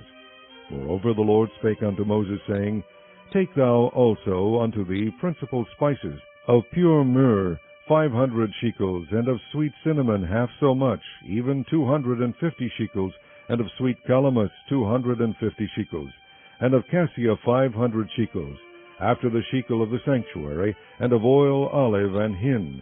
And thou shalt make it an oil of holy ointment, an ointment compound after the art of the apothecary. It shall be an holy anointing oil. And thou shalt anoint the tabernacle of the congregation therewith, and the ark of the testimony, and the table and all his vessels, and the candlestick and his vessels, and the altar of incense, and the altar of burnt offering with all his vessels, and the laver and his foot. And thou shalt sanctify them, that they may be most holy. Whatsoever toucheth them shall be holy. And thou shalt anoint Aaron and his sons, and consecrate them, that they may minister unto me in the priest's office. And thou shalt speak unto the children of Israel, saying, This shall be an holy anointing oil unto me throughout your generations. Upon man's flesh shall it not be poured, neither shall ye make any other like it. After the composition of it, It is holy, and it shall be holy unto you. Whosoever compoundeth any like it, or whosoever putteth any of it upon a stranger, shall even be cut off from his people. And the Lord said unto Moses, Take unto the sweet spices, stacte, and onycha, and galbanum, these sweet spices with pure frankincense, of each shall there be a like weight. And thou shalt make it a perfume, a confection after the art of the apothecary, tempered together, pure and holy. And thou shalt beat some of it very small, and put of it before the testimony in the tabernacle of the congregation, where I will meet with thee. It shall be unto you most holy. And as for the perfume which thou shalt make, ye shall not make to yourselves according to the composition thereof. It shall be unto thee holy for the Lord. Whosoever shall make like unto that, to smell thereto, shall even be cut off from his people. Chapter 31. And the Lord spake unto Moses, saying, See, I have called by name Bezaleel, the son of Uri, the son of Hur, of the tribe of Judah. And I have filled him with the Spirit of God in wisdom, and in understanding, and in knowledge, and in all manner of workmanship, to devise cunning works, to work in gold, and in silver, and in brass, and in cutting of stones to set them, and in carving of timber, to work in all manner of workmanship. And I, behold, I have given with him Aholiab, the son of Ahisamach, of the tribe of Dan. And in the hearts of all that are wise-hearted I have put wisdom, that they may make all that I have commanded thee, the tabernacle of the congregation, and the ark of the testimony, and the mercy seat that is thereupon, and all the furniture of the tabernacle, and the table and his furniture, and the pure candlestick with all his furniture, and the altar of incense, and the altar of burnt offering with all his furniture, and the laver and his foot, and the cloths of service, and the holy garments for Aaron the priest, and the garments of his sons to minister in the priest's office, and the anointing oil and sweet incense for the holy place, according to all that I have commanded thee shall they do. And the Lord spake unto Moses, saying, Speak thou also unto the children of Israel, saying, Verily my Sabbath ye shall keep, for it is a sign between me and you throughout your generations, that ye may know that I am the Lord that doth sanctify you. Ye shall keep the Sabbath therefore, for it is holy unto you. Every one that defileth it shall surely be put to death. For whosoever doeth any work therein, that soul shall be cut off from among his people. 6 days may work be done, but in the seventh is the Sabbath of rest, holy to the Lord. Whosoever doeth any work in the Sabbath day, he shall surely be put to death. Wherefore the children of Israel shall keep the Sabbath, to observe the Sabbath throughout their generations for a perpetual covenant. It is a sign between me and the children of Israel forever. For in 6 days the Lord made heaven and earth, and on the seventh day he rested and was refreshed. And he gave unto Moses, when he had made an end of communing with him upon Mount Sinai, 2 tables of testimony, tables of stone, written with a finger of God. Chapter 32. And when the people saw that Moses delayed to come down out of the mount, the people gathered themselves together unto Aaron, and said unto him, Up, make us gods, which shall go before us. For as for this Moses, the man that brought us up out of the land of Egypt, we wot not what is become of him. And Aaron said unto them, Break off the golden earrings which are in the ears of your wives, of your sons, and of your daughters, and bring them unto me. And all the people brake off the golden earrings which were in their ears, and brought them unto Aaron. And he received them at their hand, and fashioned it with a graving tool, after he had made it a molten calf. And they said, These be thy gods, O Israel, which brought thee up out of the land of Egypt. And when Aaron saw it, he built an altar before it, and Aaron made proclamation, and said, Tomorrow is a feast to the Lord. And they rose up early on the morrow, and offered burnt offerings, and brought peace offerings. And the people sat down to eat and to drink, and rose up to play. And the Lord said unto Moses, Go, get thee down, for thy people which thou broughtest out of the land of Egypt have corrupted themselves. They have turned aside quickly out of the way which I commanded them. They have made them a molten calf, and have worshipped it, and have sacrificed thereunto, and said, These be thy gods, O Israel, which have brought thee up out of the land of Egypt. And the Lord said unto Moses, I have seen this people, and behold, it is a stiff-necked people. Now therefore let me alone, that my wrath may wax hot against them, and that I may consume them, and I will make of thee a great nation. And Moses besought the Lord his God, and said, Lord, why doth thy wrath wax hot against thy people, which thou hast brought forth out of the land of Egypt with great power and with a mighty hand? Wherefore should the Egyptians speak and say, For mischief did he bring them out, to slay them in the mountains, and to consume them from the face of the earth? Turn from thy fierce wrath, and repent of this evil against thy people. Remember Abraham, Isaac, and Israel, thy servants, to whom thou swearest by thine own self, and saidst unto them, I will multiply your seed as the stars of heaven, and all this land that I have spoken of will I give unto your seed, and they shall inherit it forever. And the Lord repented of the evil which he thought to do unto his people.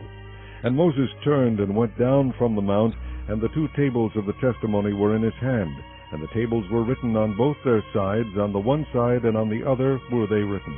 And the tables were the work of God, and the writing was the writing of God, graven upon the tables.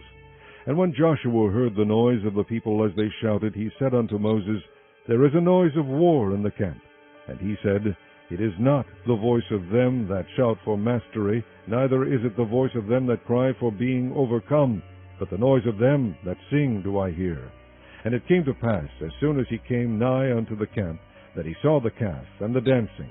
And Moses' anger waxed hot, and he cast the tables out of his hands, and brake them beneath the mount. And he took the calf which they had made, and burnt it in the fire, and ground it to powder, and strawed it upon the water, and made the children of Israel drink of it. And Moses said unto Aaron, What did this people unto thee, that thou hast brought so great a sin upon them? And Aaron said, Let not the anger of my Lord wax hot. Thou knowest the people, that they are set on mischief. For they said unto me, Make us gods, which shall go before us. For as for this Moses, the man that brought us up out of the land of Egypt, we wot not what is become of him. And I said unto them, Whosoever hath any gold, let them break it off. So they gave it me. Then I cast it into the fire, and there came out this calf. And when Moses saw that the people were naked, for Aaron had made them naked unto their shame among their enemies, then Moses stood in the gate of the camp and said, Who is on the Lord's side? Let him come unto me. And all the sons of Levi gathered themselves together unto him. And he said unto them, Thus saith the Lord God of Israel, Put every man his sword by his side, and go in and out from the gate to gate throughout the camp, and slay every man his brother, and every man his companion, and every man his neighbor.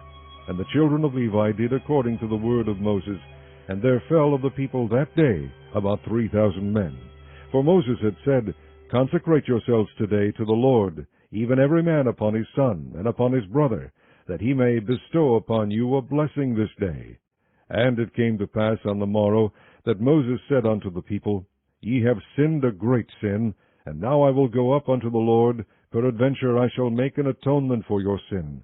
And Moses returned unto the Lord, and said, O this people have sinned a great sin, and have made them gods of gold.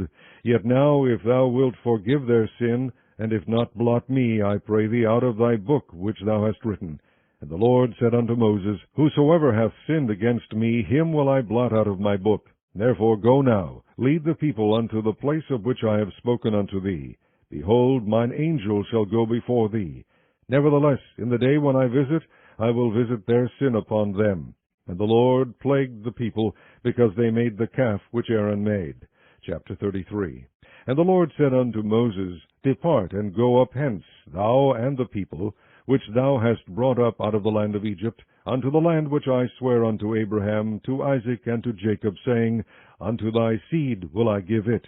And I will send an angel before thee, and I will drive out the Canaanite, the Amorite, and the Hittite, and the Perizzite, the Hivite, and the Jebusite, unto a land flowing with milk and honey. For I will not go up in the midst of thee, for thou art a stiff-necked people, lest I consume thee in the way. And when the people heard these evil tidings, they mourned, and no man did put on him his ornaments. For the Lord had said unto Moses, Say unto the children of Israel, Ye are a stiff-necked people. I will come up into the midst of thee in a moment, and consume thee. Therefore now put off thy ornaments from thee, that I may know what to do unto thee. And the children of Israel stripped themselves of their ornaments by the mount of Horeb. And Moses took the tabernacle, and pitched it without the camp, afar off from the camp, and called it the tabernacle of the congregation. And it came to pass that every one which sought the Lord went out unto the tabernacle of the congregation, which was without the camp. And it came to pass, when Moses went out unto the tabernacle, that all the people rose up and stood every man at his tent door, and looked after Moses until he was gone into the tabernacle. And it came to pass, as Moses entered into the tabernacle, the cloudy pillar descended and stood at the door of the tabernacle, and the Lord talked with Moses. And all the people saw the cloudy pillar stand at the tabernacle door. And all the people rose up and worshipped every man in his tent door. And the Lord spake unto Moses face to face, as a man speaketh unto his friend. And he turned again into the camp, but his servant Joshua the son of Nun, a young man, departed not out of the tabernacle. And Moses said unto the Lord, See, thou sayest unto me, Bring up this people, and thou hast not let me know whom thou wilt send with me. Yet thou hast said, I know thee by name, and thou hast also found grace in my sight. Now therefore, I pray thee, if I have found grace in thy sight, shew me now thy way, that I may know thee, that I may find grace in thy sight, and consider that this nation is thy people. And he said, My presence shall go with thee, and I will give thee rest. And he said unto him, If thy presence go not with me, carry us not up hence. For wherein shall it be known here that I and thy people have found grace in thy sight? Is it not in that thou goest with us? So shall we be separated, I and thy people, from all the people that are upon the face of the earth. And the Lord said unto Moses, I will do this thing also that thou hast spoken, for thou hast found grace in my sight, and I know thee by name.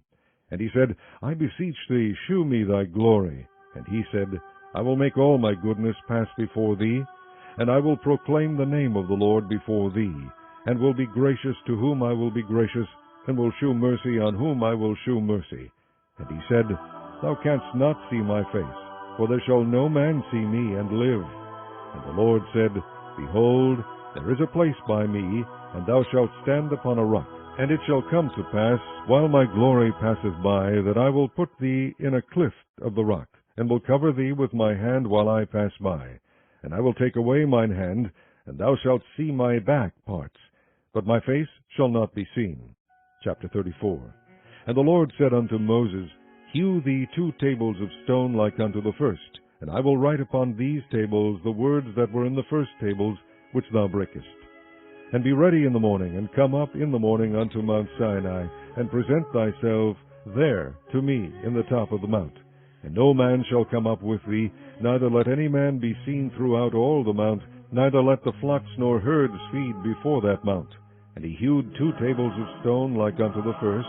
And Moses rose up early in the morning, and went up unto Mount Sinai, as the Lord had commanded him, and took in his hand the 2 tables of stone.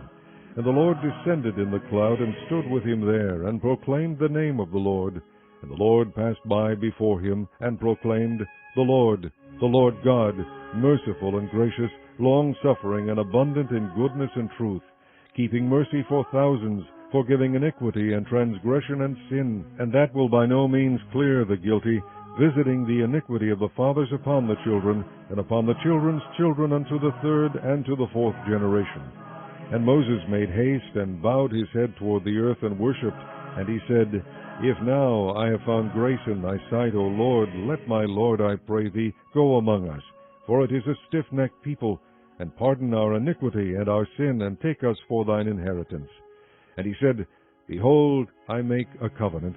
Before all thy people I will do marvels, such as have not been done in all the earth, nor in any nation. And all the people among which thou art shall see the work of the Lord, for it is a terrible thing that I will do with thee. Observe thou that which I command thee this day. Behold, I drive out before thee the Amorite, and the Canaanite, and the Hittite, and the Perizzite, and the Hivite, and the Jebusite. Take heed to thyself, lest thou make a covenant with the inhabitants of the land whither thou goest, lest it be for a snare in the midst of thee. But ye shall destroy their altars, break their images, and cut down their groves. For thou shalt worship no other God, for the Lord, whose name is jealous, is a jealous God. Lest thou make a covenant with the inhabitants of the land, and they go a-whoring after their gods, and do sacrifice unto their gods, and one call thee, and thou eat of his sacrifice. And thou take of their daughters unto thy sons, and their daughters go a-whoring after their gods, and make thy sons go a-whoring after their gods. Thou shalt make thee no molten gods. The feast of unleavened bread shalt thou keep. 7 days thou shalt eat unleavened bread, as I commanded thee, in the time of the month Abib, for in the month Abib thou camest out from Egypt. All that openeth the matrix is mine, and every firstling among thy cattle, whether ox or sheep, that is male. But the firstling of an ass thou shalt redeem with a lamb, and if thou redeem him not, then shalt thou break his neck. All the firstborn of thy sons thou shalt redeem, and none shall appear before me empty. 6 days thou shalt work, but on the 7th day thou shalt rest. In earing time and in harvest thou shalt rest. And thou shalt observe the feast of weeks, of the first fruits of wheat harvest, and the feast of ingathering at the year's end. Thrice in the year shall all your men children appear before the Lord God, the God of Israel. For I will cast out the nations before thee, and enlarge thy borders, neither shall any man desire thy land, when thou shalt go up to appear before the Lord thy God thrice in the year. Thou shalt not offer the blood of my sacrifice with leaven, neither shall the sacrifice of the feast of the Passover be left unto the morning. The first of the firstfruits of thy land thou shalt bring unto the house of the Lord thy God. Thou shalt not see the kid in his mother's milk. And the Lord said unto Moses, Write thou these words, for after the tenor of these words I have made a covenant with thee and with Israel. And he was there with the Lord 40 days and 40 nights. He did neither eat bread nor drink water. And he wrote upon the tables the words of the covenant, the 10 commandments. And it came to pass, when Moses came down from Mount Sinai with the 2 tables of testimony in Moses' hand, when he came down from the mount, that Moses wist not that the skin of his face shone while he talked with him. And when Aaron and all the children of Israel saw Moses, behold, the skin of his face shone, and they were afraid to come nigh him. And Moses called unto them, and Aaron and all the rulers of the congregation returned unto him. And Moses talked with them. And afterward all the children of Israel came nigh, and he gave them in commandment all that the Lord had spoken with him in Mount Sinai. Until Moses had done speaking with them, he put a veil on his face.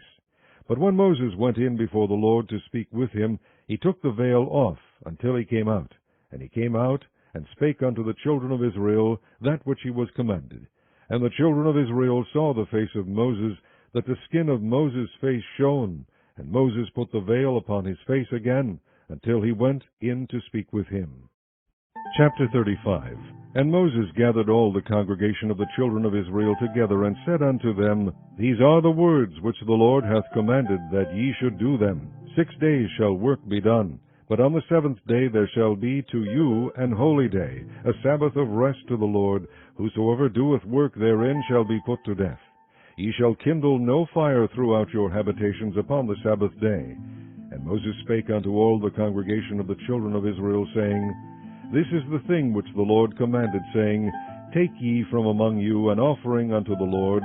Whosoever is of a willing heart, let him bring it, an offering of the Lord, gold and silver and brass, and blue and purple and scarlet and fine linen and goat's hair, and ram skins dyed red, and badger skins and shittim wood, and oil for the light, and spices for anointing oil, and for the sweet incense, and onyx stones, and stones to be set for the ephod, and for the breastplate. And every wise-hearted among you shall come, and make all that the Lord hath commanded, the tabernacle, his tent, and his covering, his taches, and his boards, his bars, his pillars, and his sockets, the ark and the staves thereof, with the mercy seat, and the veil of the covering, the table and his staves, and all his vessels, and the shewbread, the candlestick also for the light, and his furniture, and his lamps, with the oil for the light, and the incense altar, and his staves, and the anointing oil, and the sweet incense, and the hanging for the door at the entering in of the tabernacle, the altar of burnt offering, with his brazen grate, his staves, and all his vessels, the laver, and his foot, the hangings of the court, his pillars and their sockets, and the hanging for the door of the court, the pins of the tabernacle, and the pins of the court and their cords, the cloths of service, to do service in the holy place, the holy garments for Aaron the priest, and the garments of his sons, to minister in the priest's office. And all the congregation of the children of Israel departed from the presence of Moses. And they came, every one whose heart stirred him up, and every one whom his spirit made willing, and they brought the Lord's offering to the work of the tabernacle of the congregation, and for all his service, and for the holy garments. And they came, both men and women, as many as were willing-hearted, and brought bracelets, and earrings, and rings, and tablets, all jewels of gold. And every man that offered an offering of gold unto the Lord. And every man with whom was found blue, and purple, and scarlet, and fine linen, and goat's hair, and red skins of rams, and badger skins, brought them. Every one that did offer an offering of silver and brass brought the Lord's offering. And every man with whom was found shittim wood for any work of the service brought it. And all the women that were wise-hearted did spin with their hands, and brought that which they had spun, both of blue, and of purple, and of scarlet, and of fine linen. And all the women whose heart stirred them up in wisdom spun goat's hair. And the rulers brought onyx stones, and stones to be set for the ephod, and for the breastplate, and spice, and oil for the light, and for the anointing oil, and for the sweet incense. The children of Israel brought a willing offering unto the Lord, every man and woman, whose heart made them willing to bring for all manner of work, which the Lord had commanded to be made by the hand of Moses. And Moses said unto the children of Israel, See, the Lord hath called by name Bezaleel, the son of Uri, the son of Hur, of the tribe of Judah, and he hath filled him with the Spirit of God, in wisdom, in understanding, and in knowledge, and in all manner of workmanship, and to devise curious works to work in gold, and in silver, and in brass, and in the cutting of stones to set them, and in carving of wood to make any manner of cunning work. And he hath put in his heart that he may teach, both he and Oholiab the son of Ahisamach of the tribe of Dan. Them hath he filled with wisdom of heart, to work all manner of work of the engraver, and of the cunning workman, and of the embroiderer, in blue, and in purple, and scarlet, and in fine linen, and of the weaver, even of them that do any work, and of those that devise cunning work. Chapter 36. Then wrought Bezaleel and Oholiab, and every wise-hearted man, in whom the Lord put wisdom and understanding to know how to work all manner of work for the service of the sanctuary, according to all that the Lord had commanded. And Moses called Bezaleel and Oholiab, and every wise-hearted man, in whose heart the Lord had put wisdom, even every one whose heart stirred him up to come unto the work to do it. And they received of Moses all the offering which the children of Israel had brought for the work of the service of the sanctuary, to make it withal. And they brought yet unto him free offerings every morning.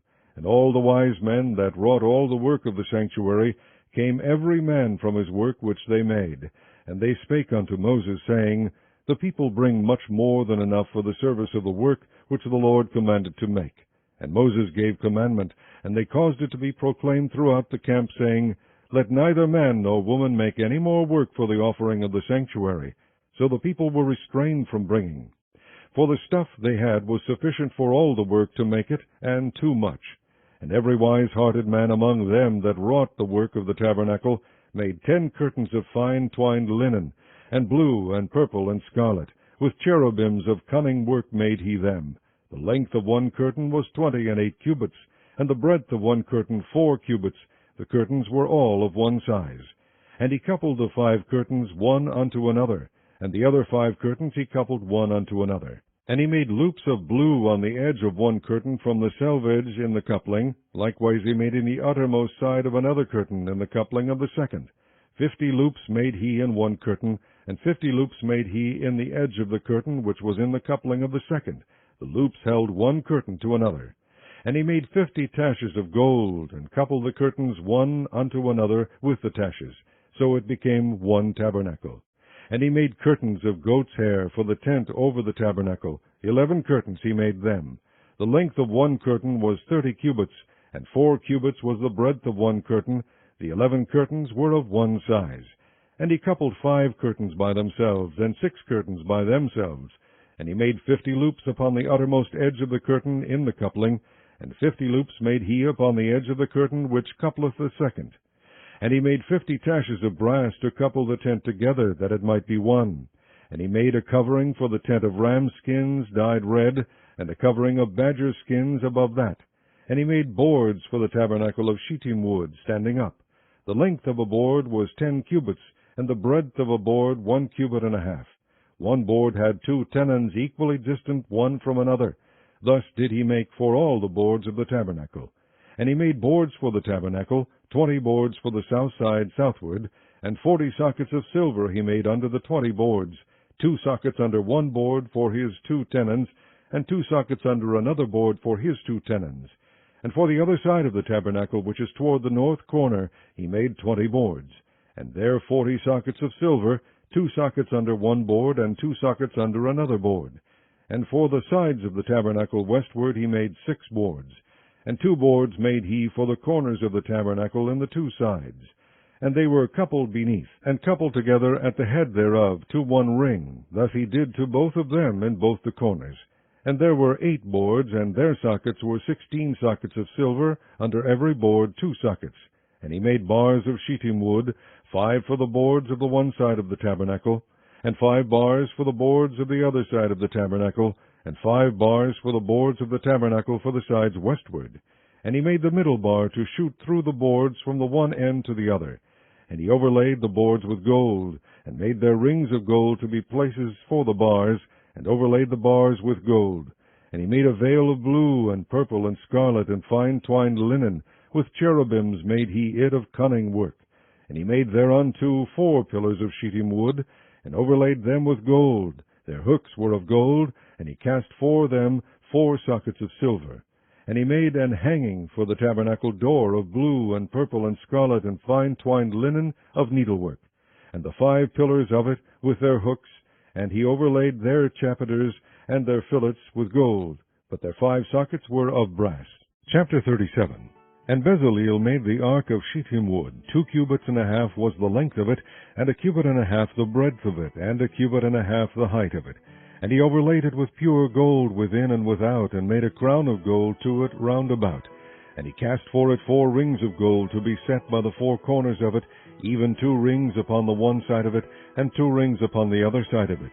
And he made staves of shittim wood, and overlaid them with gold. And he put the staves into the rings by the sides of the ark to bear the ark. And he made the mercy seat of pure gold. 2 cubits and a half was the length thereof, and 1 cubit and a half the breadth thereof. And he made 2 cherubims of gold, beaten out of one piece made he them, on the 2 ends of the mercy seat, 1 cherub on the end on this side, and another cherub on the other end on that side. Out of the mercy seat made he the cherubims on the 2 ends thereof. And the cherubims spread out their wings on high, and covered with their wings over the mercy seat, with their faces one to another, even to the mercy seat ward were the faces of the cherubims. And he made the table of shittim wood. 2 cubits was the length thereof, and 1 cubit the breadth thereof, and 1 cubit and a half the height thereof. And he overlaid it with pure gold, and made thereunto a crown of gold round about. Also he made thereunto a border of an handbreadth round about, and made a crown of gold for the border thereof round about. And he cast for it 4 rings of gold, and put the rings upon the 4 corners that were in the 4 feet thereof. Over against the border were the rings, and the places for the staves to bear the table. And he made the staves of shittim wood, and overlaid them with gold to bear the table. And he made the vessels which were upon the table, his dishes, and his spoons, and his bowls, and his covers to cover withal, of pure gold. And he made the candlestick of pure gold. Of beaten work made he the candlestick. His shaft, and his branch, his bowls, his knops, and his flowers were of the same. And 6 branches going out of the sides thereof, 3 branches of the candlestick out of the one side thereof, and 3 branches of the candlestick out of the other side thereof. 3 bowls made after the fashion of almonds in one branch, a knop and a flower, and 3 bowls made like almonds in another branch, a knop and a flower, so throughout the 6 branches going out of the candlestick. And in the candlestick were 4 bowls made like almonds, his knops and his flowers, and a knop under 2 branches of the same, and a knop under 2 branches of the same, and a knop under 2 branches of the same, according to the 6 branches going out of it. Their knops and their branches were of the same. All of it was one beaten work of pure gold. And he made his 7 lamps and his snuffers and his snuff dishes of pure gold. Of a talent of pure gold made he it and all the vessels thereof. And he made the incense altar of shittim wood. The length of it was 1 cubit, and the breadth of it 1 cubit. It was 4 square, and 2 cubits was the height of it. The horns thereof were of the same. And he overlaid it with pure gold, both the top of it and the sides thereof round about, and the horns of it. Also he made unto it a crown of gold round about. And he made 2 rings of gold for it under the crown thereof, by the 2 corners of it, upon the 2 sides thereof, to be places for the staves to bear it withal. And he made the staves of shittim wood, and overlaid them with gold. And he made the holy anointing oil, and the pure incense of sweet spices, according to the work of the apothecary. Chapter 38. And he made the altar of burnt offering of shittim wood. 5 cubits was the length thereof, and 5 cubits the breadth thereof. It was 4 square, and 3 cubits the height thereof. And he made the horns thereof on the 4 corners of it. The horns thereof were of the same, and he overlaid it with brass. And he made all the vessels of the altar, the pots, and the shovels, and the basins, and the flesh hooks, and the fire pans. All the vessels thereof made he of brass. And he made for the altar a brazen grate of network under the compass thereof, beneath unto the midst of it. And he cast 4 rings for the 4 ends of the grate of brass, to be places for the staves.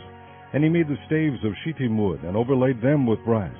And he put the staves into the rings on the sides of the altar, to bear it withal. He made the altar hollow, with boards.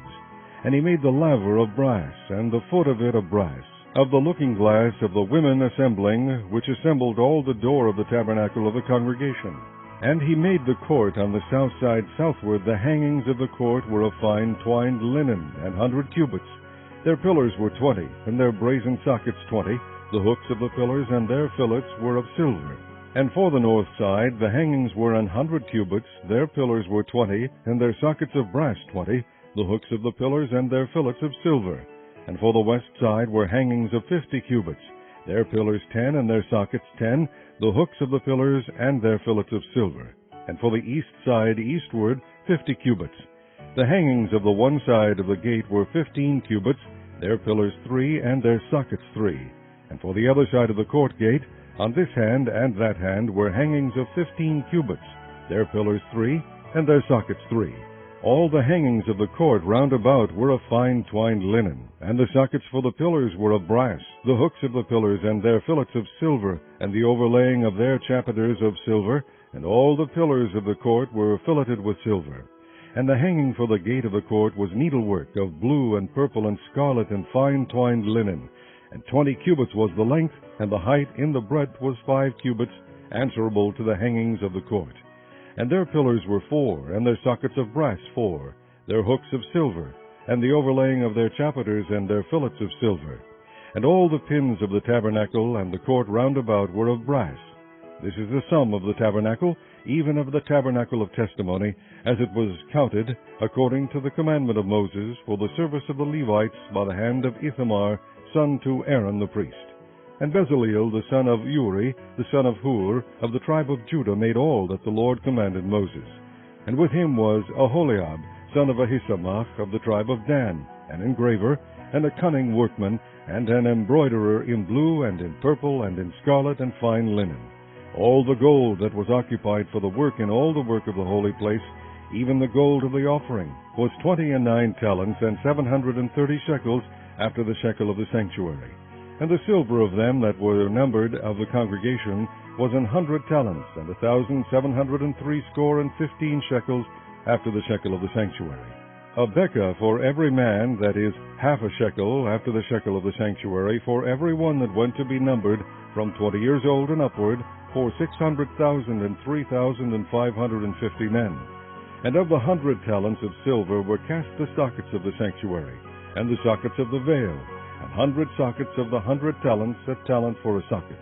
And of the 1,775 shekels he made hooks for the pillars, and overlaid their chapiters, and filleted them.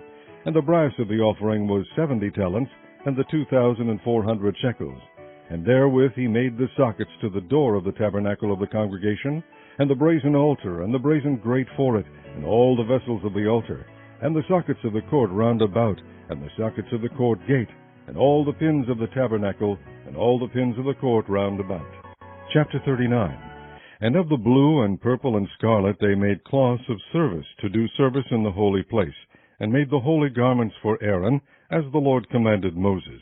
And he made the ephod of gold, blue and purple and scarlet and fine twined linen. And they did beat the gold into thin plates, and cut it into wires, to work it in the blue, and in the purple, and in the scarlet, and in the fine linen, with cunning work. They made shoulder pieces for it, to couple it together with the 2 edges was it coupled together. And the curious girdle of his ephod that was upon it was of the same according to the work thereof, of gold, blue, and purple, and scarlet, and fine twined linen, as the Lord commanded Moses. And they wrought onyx stones enclosed in ouches of gold, graven, as signets are graven, with the names of the children of Israel. And he put them on the shoulders of the ephod, that they should be stones for a memorial to the children of Israel, as the Lord commanded Moses. And he made the breastplate of cunning work, like the work of the ephod, of gold, blue, and purple, and scarlet, and fine twined linen. It was foursquare. They made the breastplate double. A span was the length thereof, and a span the breadth thereof, being doubled. And they set in it 4 rows of stones. The first row was a sardius, a topaz, and a carbuncle. That was the first row. And the second row an emerald, a sapphire, and a diamond. And the third row a ligure, an agate, and an amethyst. And the fourth row a beryl, an onyx, and a jasper. They were enclosed in ouches of gold in their enclosings. And the stones were according to the names of the children of Israel, 12, according to their names, like the engravings of a signet, every one with his name, according to the 12 tribes. And they made upon the breastplate chains at the ends of wreathen work of pure gold. And they made 2 ouches of gold, 2 gold rings, and put the 2 rings in the 2 ends of the breastplate. And they put the 2 wreathen chains of gold in the 2 rings on the ends of the breastplate. And the 2 ends of the 2 wreathen chains they fastened in the 2 ouches, and put them on the shoulder pieces of the ephod before it. And they made 2 rings of gold, and put them on the 2 ends of the breastplate, upon the border of it, which was on the side of the ephod inward. And they made 2 other golden rings, and put them on the 2 sides of the ephod underneath, toward the forepart of it, over against the other coupling thereof, above the curious girdle of the ephod. And they did bind the breastplate by his rings unto the rings of the ephod with a lace of blue, that it might be above the curious girdle of the ephod, and that the breastplate might not be loosed from the ephod, as the Lord commanded Moses. And he made the robe of the ephod of woven work, all of blue. And there was an hole in the midst of the robe, as the hole of an habergeon, with a band round about the hole, that it should not rend. And they made upon the hems of the robe pomegranates of blue and purple and scarlet and twined linen.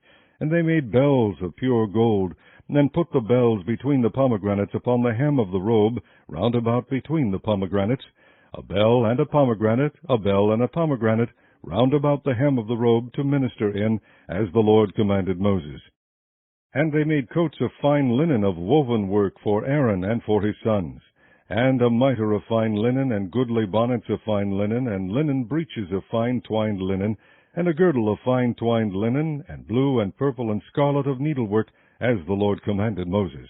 And they made the plate of the holy crown of pure gold, and wrote upon it a writing like to the engravings of a signet, Holiness to the Lord. And they tied unto it a lace of blue, to fasten it on high upon the mitre, as the Lord commanded Moses. Thus was all the work of the tabernacle of the tent of the congregation finished. And the children of Israel did according to all that the Lord commanded Moses, so did they. And they brought the tabernacle unto Moses, the tent, and all his furniture, his taches, his boards, his bars, and his pillars, and his sockets.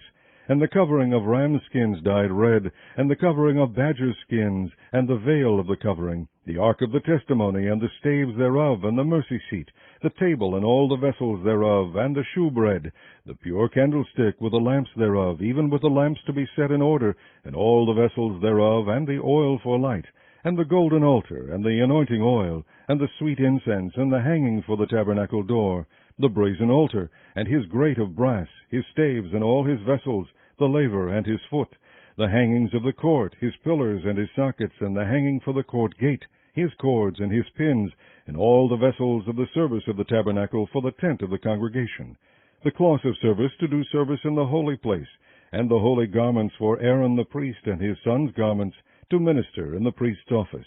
According to all that the Lord commanded Moses, so the children of Israel made all the work. And Moses did look upon all the work, and behold, they had done it as the Lord had commanded, even so had they done it, and Moses blessed them. Chapter 40. And the Lord spake unto Moses, saying, On the 1st day of the 1st month shalt thou set up the tabernacle of the tent of the congregation, and thou shalt put therein the ark of the testimony, and cover the ark with the veil. And thou shalt bring in the table, and set in order the things that are to be set in order upon it. And thou shalt bring in the candlestick, and light the lamps thereof. And thou shalt set the altar of gold for the incense before the ark of the testimony, and put the hanging of the door to the tabernacle. And thou shalt set the altar of the burnt offering before the door of the tabernacle of the tent of the congregation. And thou shalt set the laver between the tent of the congregation and the altar, and shalt put water therein. And thou shalt set up the court round about, and hang up the hanging at the court gate. And thou shalt take the anointing oil, and anoint the tabernacle, and all that is therein, and shalt hallow it, and all the vessels thereof, and it shall be holy. And thou shalt anoint the altar of the burnt offering, and all his vessels, and sanctify the altar, and it shall be an altar most holy. And thou shalt anoint the laver and his foot, and sanctify it. And thou shalt bring Aaron and his sons unto the door of the tabernacle of the congregation, and wash them with water. And thou shalt put upon Aaron the holy garments, and anoint him, and sanctify him, that he may minister unto me in the priest's office. And thou shalt bring his sons, and clothe them with coats. And thou shalt anoint them, as thou didst anoint their father, that they may minister unto me in the priest's office. For their anointing shall surely be an everlasting priesthood throughout their generations. Thus did Moses, according to all the Lord commanded him, so did he. And it came to pass, in the 1st month, in the 2nd year, on the 1st day of the month, that the tabernacle was reared up. And Moses reared up the tabernacle, and fastened his sockets, and set up the boards thereof, and put in the bars thereof, and reared up his pillars. And he spread abroad the tent over the tabernacle, and put the covering of the tent above it, as the Lord commanded Moses. And he took and put the testimony into the ark, and set the staves on the ark, and put the mercy seat above upon the ark. And he brought the ark into the tabernacle, and set up the veil of the covering, and covered the ark of the testimony, as the Lord commanded Moses. And he put the table in the tent of the congregation, upon the side of the tabernacle northward without the veil. And he set the bread in order upon it before the Lord, as the Lord had commanded Moses. And he put the candlestick in the tent of the congregation, over against the table, on the side of the tabernacle southward.